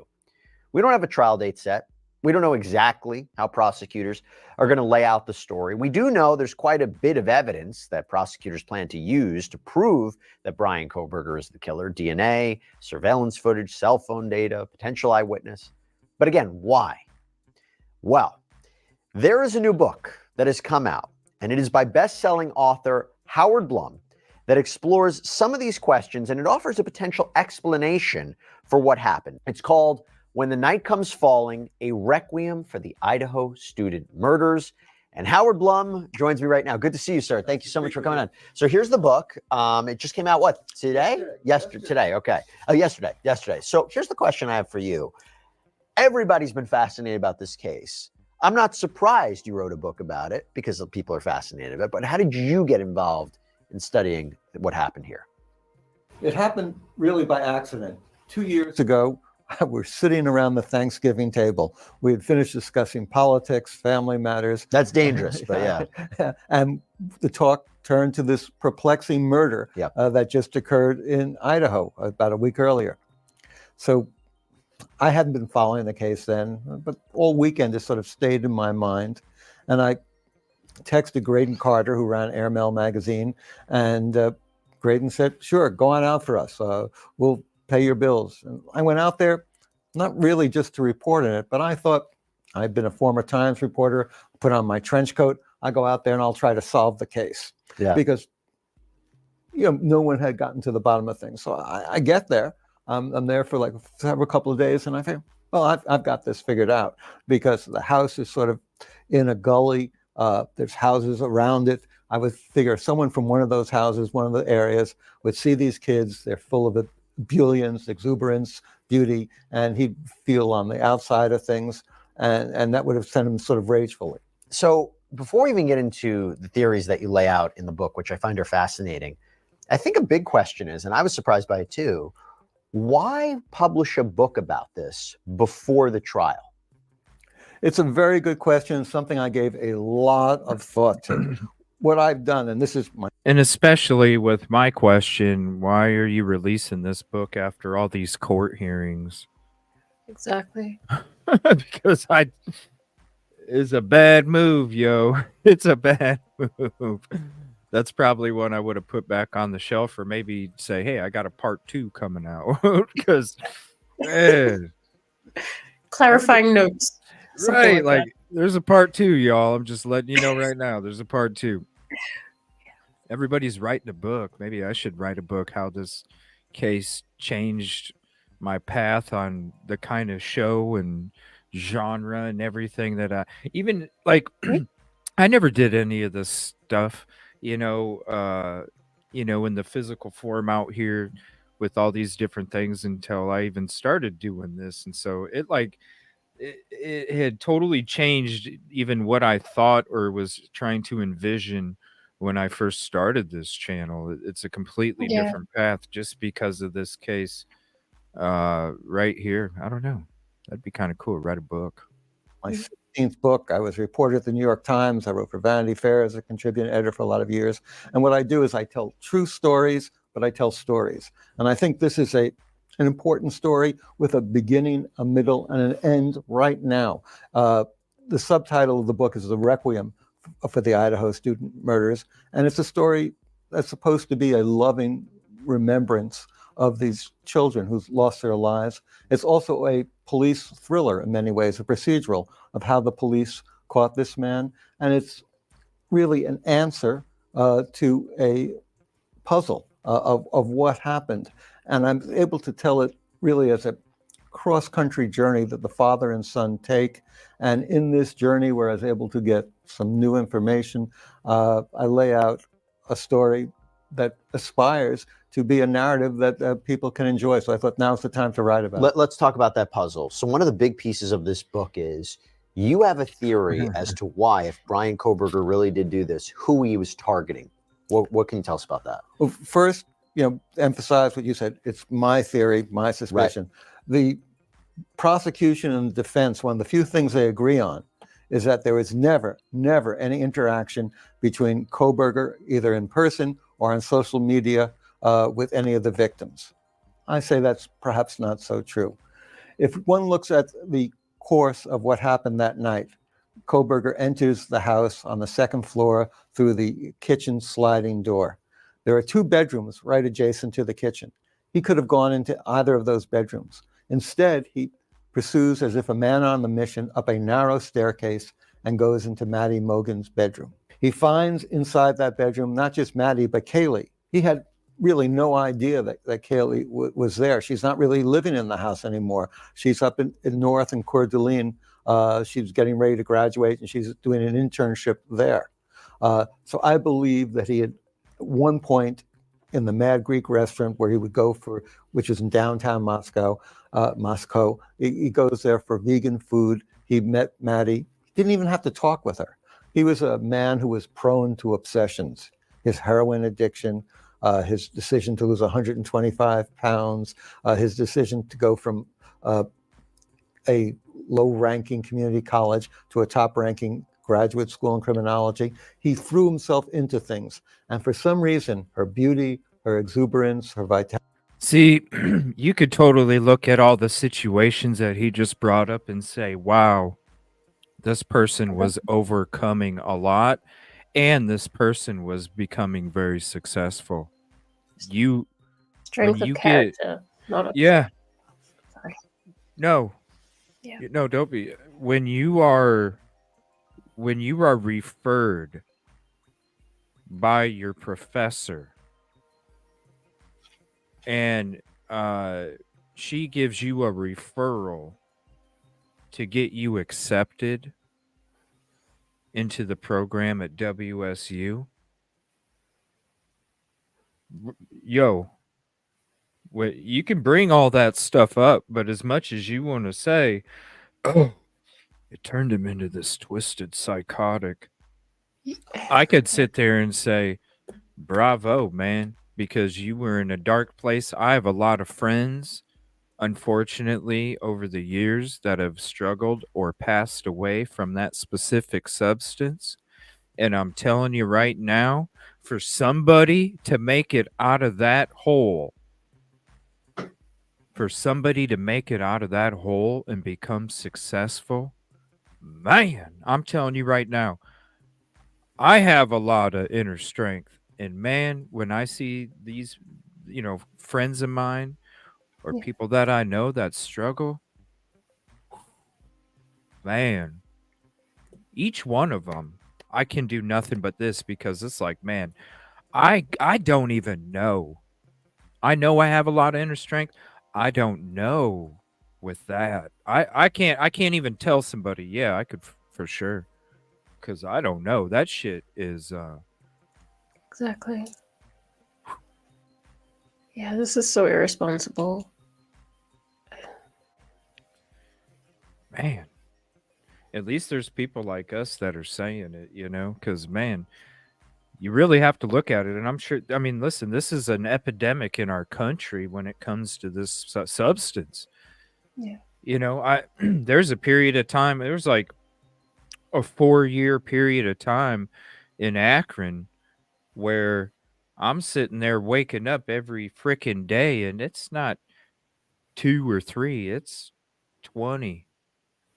I mean, it was like they had to get trailer trucks that had refrigeration devices in order to hold some of the people's bodies, because they didn't have enough room at the morgues because people were dropping so quick in our city.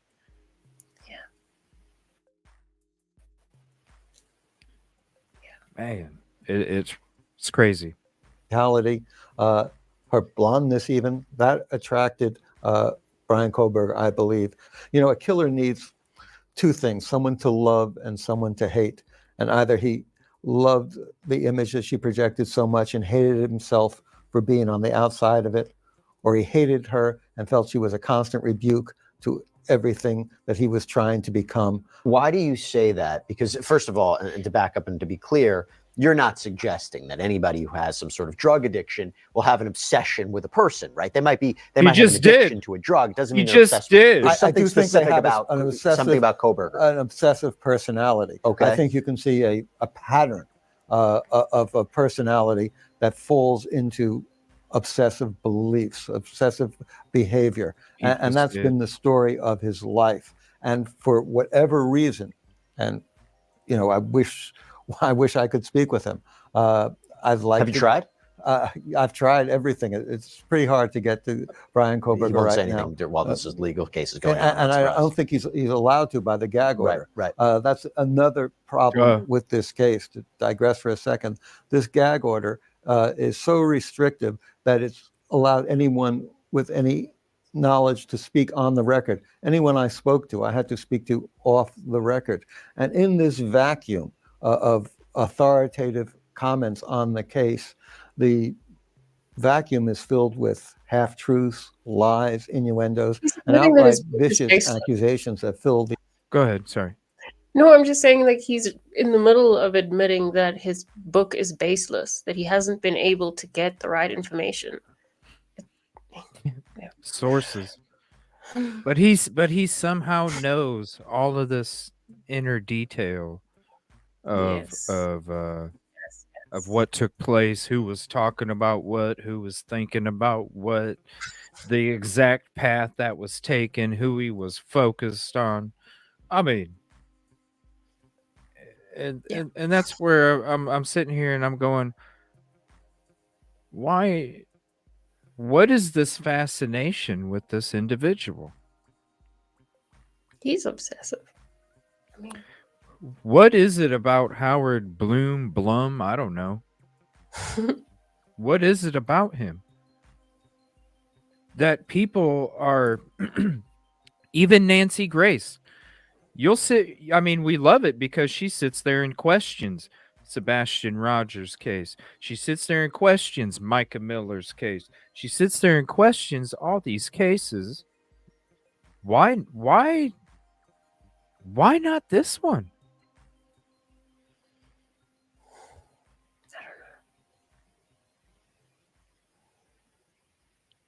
Like, how can you sit there and be so sucked in going, I learned so much about Brian Koberger's daddy?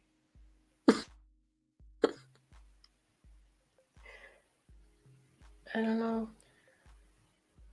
It's bad because these are people we're supposed to look up to.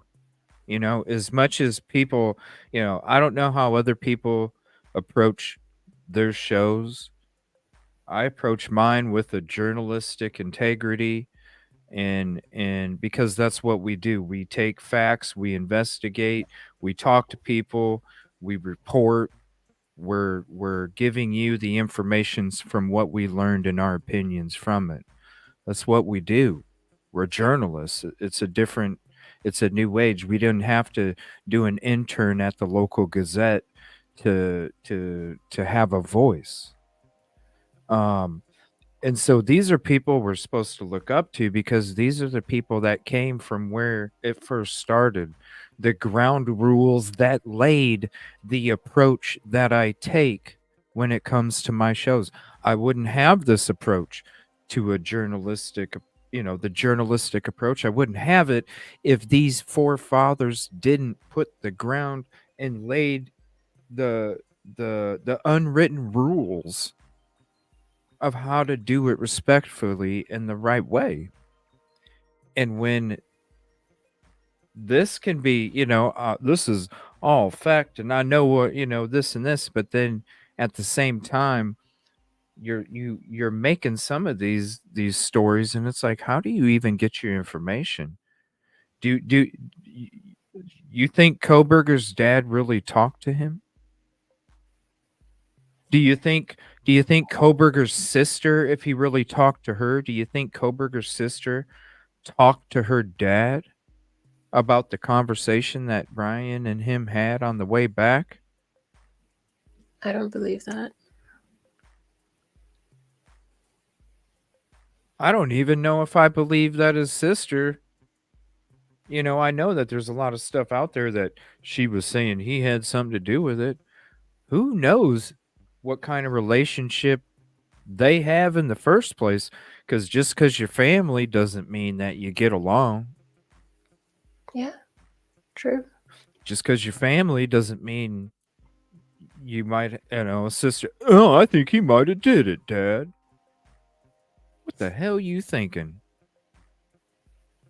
Because he has the same car that's not even the same year? That's probably why he didn't even respond to her if that story's true, because he probably sat there and went, man, the year the car's been out this whole time. I'm not even going to answer that question. Yeah, why entertain it? Exactly. Especially if it's about innocent until proven guilty. Don't you think, you know, don't you think that somebody, this doesn't just happen overnight, these kind of tendencies. Don't you think somebody, like real people, not some Tinder date, because I mean, how real is Tinder anyway? So not some Tinder date that somebody's like, yeah, you said I had childbearing hips.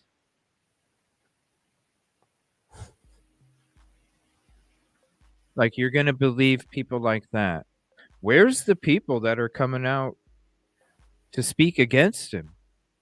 Because if he was this kind of person, he was around a lot of people. He was around a lot of people in Pennsylvania and out in Washington. Why has nobody with real validity came out and shared a real personal experience? And I mean, not only was he around a lot of people, he was probably around a lot of criminologists, right? Yeah. So And don't you think if he was really studying how to be better than BTK and Ted Bundy and all these others, don't you think his ass would have drove up and not did a 3-point turn? Yes. Come on. Oh, yeah. Trust me, if he gets found not guilty, that's why I've said this whole time, I ain't got to worry about taking down none of my shit because it's been about innocent until Yeah, proven me too. guilty the whole time. I ain't got to sit there and scramble and spend 4 days going through videos and what could be used against me because, no, Yeah. no, not me. Have fun, people. I already did that. I already did that when the whole music thing happened, when the record industry was starting to go after content creators that were playing real music. And then everybody had to get rid of all their videos and stuff so they didn't get sued from the companies because they were going to make people an example. Yeah, I spent 4 days removing content, trying to I'm not doing it again. So yeah, That we must ain't have got been to worry. stressful.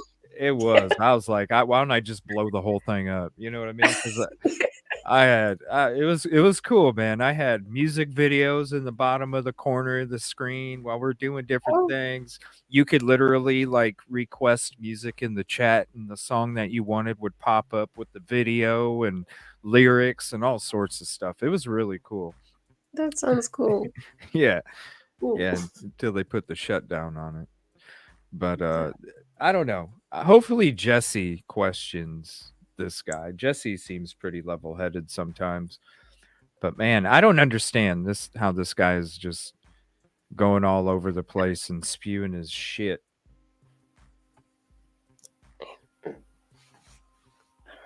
Cuz people are going to believe this shit, that Yeah. that haven't spent all this time going into the case. Yeah, and people seem excited about this book, and Well, it's just like somebody that's new in chat, they were like, I didn't even know that. I thought that was the front of the house the whole time. You know what I mean? And and somebody that might not have, is into another case, never heard it, never really got into it. There's cases where there's a lot we don't even cover because it's like we would have to do so much catch up. Good luck. It's one of these things where oh my gosh, he talked to his dad, you know? Which you would think you're looking at this guy and you're like, yeah, he's respectable. He comes from journalism, all this background. He was there. So you expect he's doing things a certain way. And then he's saying things based off of what he's doing. It could be very dangerous. His sister just did an interview also. Ooh, who did that one? Who did that one? Let me know. The internet. There's a part of your book where you talk about the idea of that night in question. And a lot of piece of the evidence is that he had been allegedly circling that area multiple times. Now, some would say he was stalking it, trying to scope it out. You have a different explanation for what might have been happening there. I believe that he was not stalking the area. If he was stalking the area, he would have seen all the cars in the driveway. He would have seen the DoorDash delivery at 4 a.m. and that would have deterred him.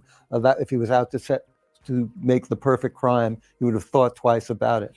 What was going on in the person driving the white car's mind, I believe, and again, this is my supposition, he was trying to find the will, trying to cross over from the world he was living in into this manic state. Well, it's two birds with one stone. See, there's a hot dog steak on the screen, and I smelled a hot dog steak in chat that was trying to spread misinformation. So it's a two bird with one stone. I went hot dog steak and hot dog steak. So there you go. Where he could have the power to kill, to take someone's life. Bye. And he was trying to escape from it. He was trying to, every time he drove away, he was hoping, I can get away from this. But like a magnet, these demons pulled him back.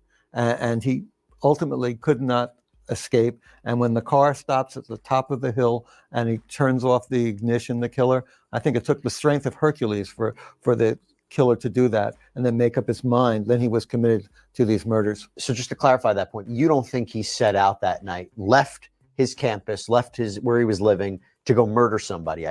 Would that be fair to say? No, I think, or was he? He was. His mindset was he was ready to murder, but as soon as he got there, he tried to pull back. He tried to pull back not once, not twice, but 3 times. For all we know, there might have been another night when he tried to commit this crime too, and was successfully able to pull back. In other words, and by the way, this is we're speculating here. We have to be clear. Yes. But the evidence that he had been in that area multiple times before, you suggest that could have been opportunities that he was looking to strike earlier. Yes, or trying to come to terms with this, or what I think part of it was he was on the periphery of these events and he was looking into everything that's happening at that party house. I think that.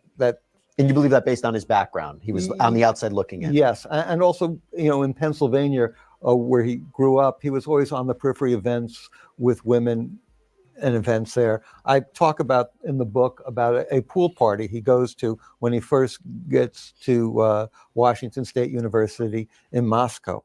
And he's sitting there and he's looking good on the steps of the pool. He's now worked out. He's made his body a fortress.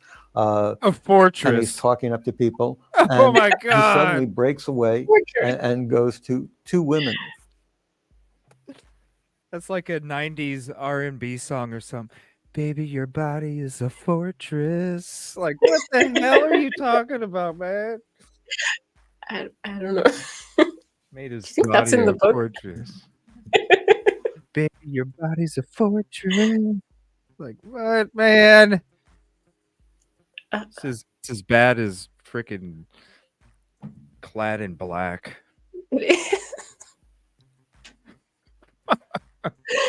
A darkly cladded fortress. He made his body a fortress. Oh my gosh. This is I miss talking about this case and people like this, man. Oh my gosh. Hot dog steak. Look at the color of his tie. That's the color of the hot dog steak, you guys. In black 2-piece bathing suits. And he gets their numbers. See? It's the He same gets color. one, and then he gets the other. The orange and then brown. Immediately after that, he makes this connection. He disappears. He leaves the party. I spoke with the women, and he never called them. He never called them. However, in the aftermath of events, they've now come to believe that perhaps the hang-up calls they started getting in the aftermath of the party were from Koberger. And again, he just could not make the next step to become the man or the person that he wanted to be. My voice is cracking. Let me grab a water real quick. Oh my gosh. Are you fucking serious? These plugs are so lame. They need to come up with better writers, man. Hire me. I will come up with better commercials for you. Those are so cheesy. Oh, my throat's a little scratchy. What the okay. You know what? Maybe one of these days I will film my own spoof for a commercial or something for like Do it. for a package of hot dog steaks. I'll make it sound like a car salesman, right? Maybe I'll do that. I'll go out to like a pig farm or something. I'll wear my cowboy boots and I'll wear my backwards hat. Yeah, there we go. I'll wear my cowboy boots, my backwards hat, and I'll make a commercial for hot dog steaks, y'all. My gosh. You talk about how, and again, assuming that Brian Koberger Come on down, y'all. He goes in the house, goes upstairs, kills Madison Mogan, Great kills value. Kaylee Gonzalez, who's in the room. Explain to us why he would feel the need to go downstairs and kill Xana and Ethan. Well, he has to go down the stairs first to get out of the house. That's where the door is from the kitchen, the second floor. And I think Xana was up. I mean, we hear her saying, according to the testimony from Dylan Mortensen, there's someone here. And so she's up.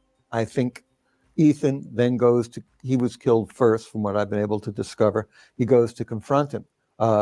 And Ethan is 6'4". He's an athlete, a basketball player, a soccer player, and yet the suspect or the assailant, whoever it is, kills him with really basically one knife slash to the neck. And as Ethan is laying there, Xana is now crying. He moves forward. He really did that again?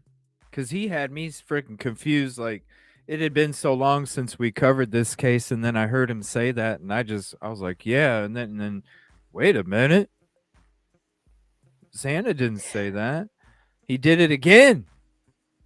Wasn't it that the PCA said that Dylan Mortensen said that she heard Kaylee saying it, but then the PCA added in that it might have been Xana because of her TikTok activity, or her phone activity, or something. I don't remember that. I remember in the PCA, DM stated that she heard somebody she thought playing with the dog upstairs, which she thought she heard the roommate playing with the dog upstairs, and then that followed by, I think somebody's here. And if you listen to Howard Bloom, he talks about the person going upstairs first. It was being focused on upstairs. The PCA, it says it's coming from upstairs. The only time that there was anything referred to somebody making noise on the second floor was the whimpering, the crying. And Okay. then a male voice that said, "It's okay, I'm here to help you." So I would have to look at it specifically. Yeah, I might be remembering it wrong. For some reason, it's been a But while, but yeah. Let me see here. Hold on. Let's take a look at it.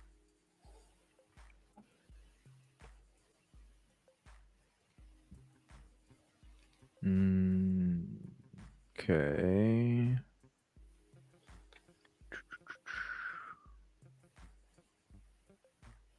I just have to scan it to look for where it states.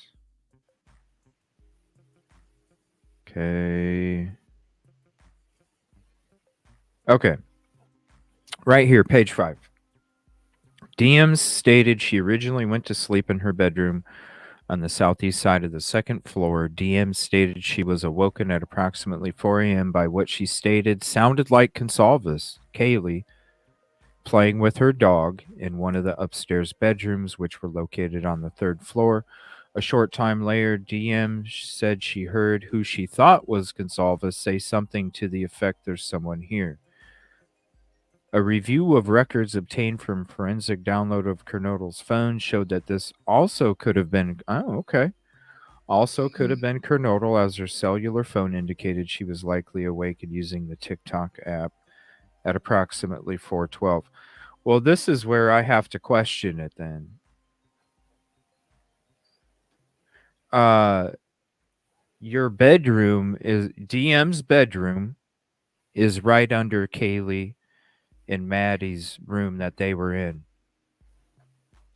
So how do you not know? How do you not know if you're saying in this right here? I think this was added because if you're saying this right here,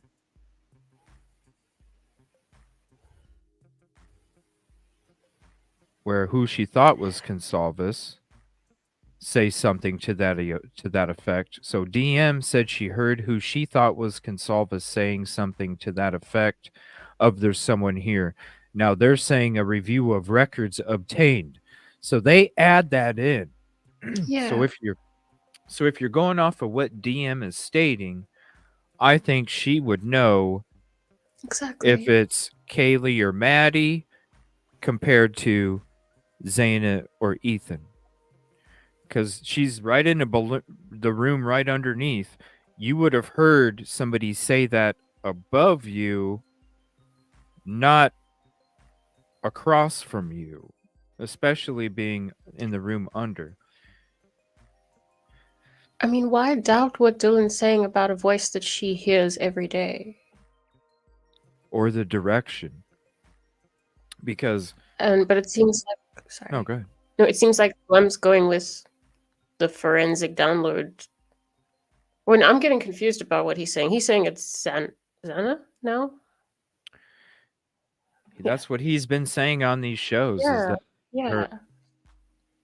that's not what DM stated. Exactly. At what's written, a review of the records. So that means that Payne reviewed the records and said it could also have been so and so. That's not what DM stated. That's what Brett Payne's stating. So I think DM would know if the voice is coming up above or across. I think what that does is when they put that in the PCA, it covers both bases. It covers the base of a person that could have potentially came to the second floor first and then went to the third floor. Because let's be real, if it was Xana that heard and made the said there's someone here, don't you think her or Ethan's ass would have been upstairs on the third floor trying to help prevent whatever the hell was going on? Yeah. Especially with Ethan being there. You know she would have done everything to wake up Ethan if something because that's not when that kind of crime is taking place on that third floor. It's not like you're playing video games. There's sounds that go along with the act and the people that are getting it done too. There's probably sounds from the person that's committing it as well. Yeah. If you were awake and you thought somebody was there and it was you on the second floor, you're either going up there, you're calling 911 right there, not 8 hours later, or you're waking up your boyfriend.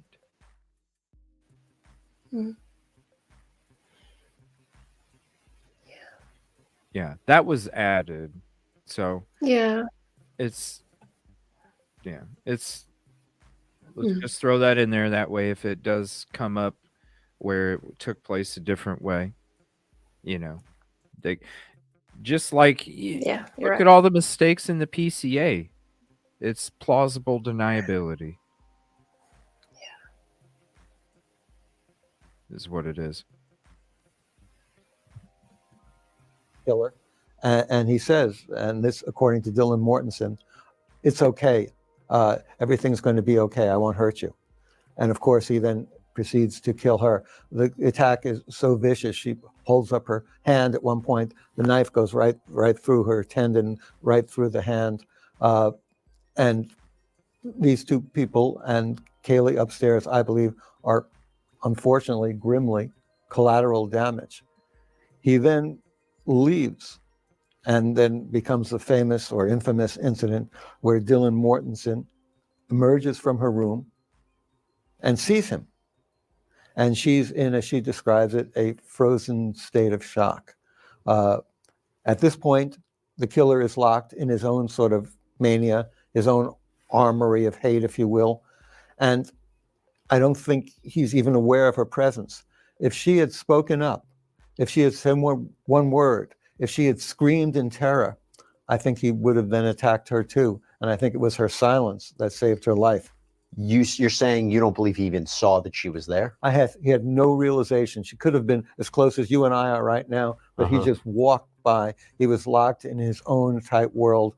He had just crossed over into all the dreams he was having, into the world of becoming a killer.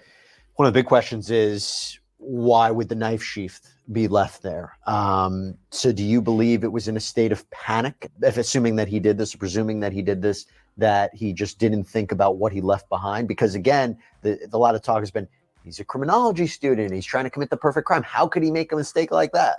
I think first he's shocked to find Kaylee in the room. And then Kaylee, even though she's wounded, gets up from the bed. Her body is found wedged at the far corner of the room. The bed occupies most of the room, and she's also fighting him back and in this corner. And he hadn't anticipated they would have to kill someone else. And in that battle, in that confusion, because she's fighting valiantly, he just left the knife sheath behind. All his plans just fell apart. You know, like Mike Tyson says, once the first punch is thrown, all plans go out the window. You write that you believe Kohberger's family may have had a feeling he was the killer? Yes. The book, as I said before, is structured on this cross-country trip where Kohberger is sitting with his father. They're as close as you and I are right now. They're in a white Hyundai. Just so happens that the police have made it clear they're looking for a white Hyundai. The killings the father knows were about 10 miles away from where his son is living. He knows his son has had a history of psychological problems. At one point, when his son is a heroin addict, the father even has to report him to the police for stealing the sister's iPhone. And so the father goes out there and immediately takes the son's temperature, emotional temperature. And the son is in one of his states. This is how it's explained to me. He can be arrogant, dismissive, and the father's usual reaction to that is, okay, take a step back. But as they're going in the car, there's conversation. And one of the key conversations, according to the reporting I had, is the son complaining about how he's being treated at Washington State University, how the professors have it in for him. The students just want lenient grading. They don't want to live up to his standards. And he's being victimized because he doesn't want to mollycoddle these students. But I thought it was just BK and his dad in the car. Right? And he hasn't talked to BK and he hasn't talked to his dad. So how in the hell does he know the conversations that were taking place on a 40 to 50 hour freaking car ride? I don't know. What's up, judgmental? This is freaking nuts. It's one thing if you want to say what you think the path of the crime was, but man, when this is crazy. I can't believe people are eating this shit up. I really can't. Yeah. I also can't believe it. And him being on all these other shows, why in the fuck is nobody questioning him? It's not just on mainstream media. He's been on other fucking shows on YouTube. Why aren't they questioning this man? Like, what the hell? We got 12 minutes left. I don't know if I want to finish it because it doesn't seem like he's just letting him fucking go on too. I don't. Yeah. What is it with this Howard Bloom guy that people are just sucking all of this up? I don't. What the? I don't even. I feel like we should, but honestly, I don't even. I thought Jesse would. Yeah. Like, why is nobody saying, how do you know the conversation that was taking place during the car ride? It's a basic fucking question. Because I have a source. Come on, man. You got to do better than that. Where was this? You don't have to tell me who the source was, but how did this source gain this information? How does this source know the conversation that took place in a 40 to 50 hour car ride between two people and ain't nobody else was in there? Hearsay from somebody else? again, what's better communication, a phone call or a text message? You see how much stuff gets misunderstood through a text message. This is crazy. Judgmental member for 7 months. I know it's been more than that, and here's many more. Thank you so much for your contribution, and thank you for all the support. It does mean a lot to us here in the community because that support allows us to do what we do every single day for you. I don't know. Do you want to finish it? I'll finish it if you want to. Do you think it'll improve? We can. I don't know. I think it's just going to be the same. I think basically he's going to finish embellishing in this story. Jesse's going to sit there, act interested, and then my throat's scratchy. We'll probably get another one of those again, too. Okay, let's not. My gosh. Yeah, we're going to be, are you still wanting to read the book tomorrow, or did you want to do it on another day, Rosie? It's up to you. You still I'm want to happy do for it tomorrow? If you Yeah, I don't mind. I think it's going to be interesting to read through it. Yeah, he's going to be on J for Justice tomorrow. I hope to God she asks shit. I really do. She's amazing. I love her. I know that somebody like this is a powerful figure, and maybe you could be kind of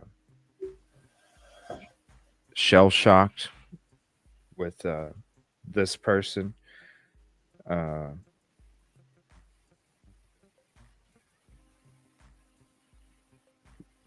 don't know. I'm going to be there in chat. We'll see what happens. Let's support J for Justice tomorrow. And then we're going to do our read through of it. Tonight, we're going to be coming back tonight here in a few hours. We're going to have Protest Jesus J showing up on the show again. We're going to be going into more of the Micah Miller stuff, some stuff we didn't get to go through last night, and some new stuff that we're going to go through tonight. So we'll have another show this evening here in a few hours. And if we don't see you tonight, we'll see you tomorrow either in chat, J for Justice, or, as we read through Howard Bloom's book. At least, from what I'm hearing and what we're seeing in chat, the book is just Yeah. joke, but I think it'll be good to read it anyway. Is there anything you want to cover real quick before we end the show, Rosie? I'm good. You're good? Mm-hmm. All right, everybody.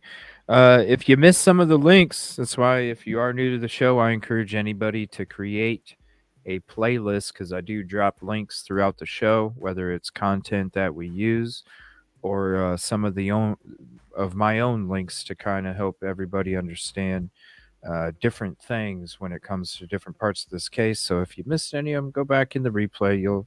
You'll catch the ones. There's just a few that I put out there, specifically the DNA dirty glove, how the K-bar could have been Maddie's or Kaylee's, and the route when it comes to DoorDash or somebody casing it out. But we'll be back tomorrow. Definitely going to be having more shows for Idaho4. We're going to be getting back into the swing of things. And we're also going to be doing stuff for the other cases that we still cover. We're going back for Micah. And then we got another surprise next week for you, but I ain't saying shit until we're there. So we're just going to see you. A little surprise next week. We're just going to show up. Appreciate you guys. Thank you so much. Thank you, Rosie. Thank you, Typically Unique.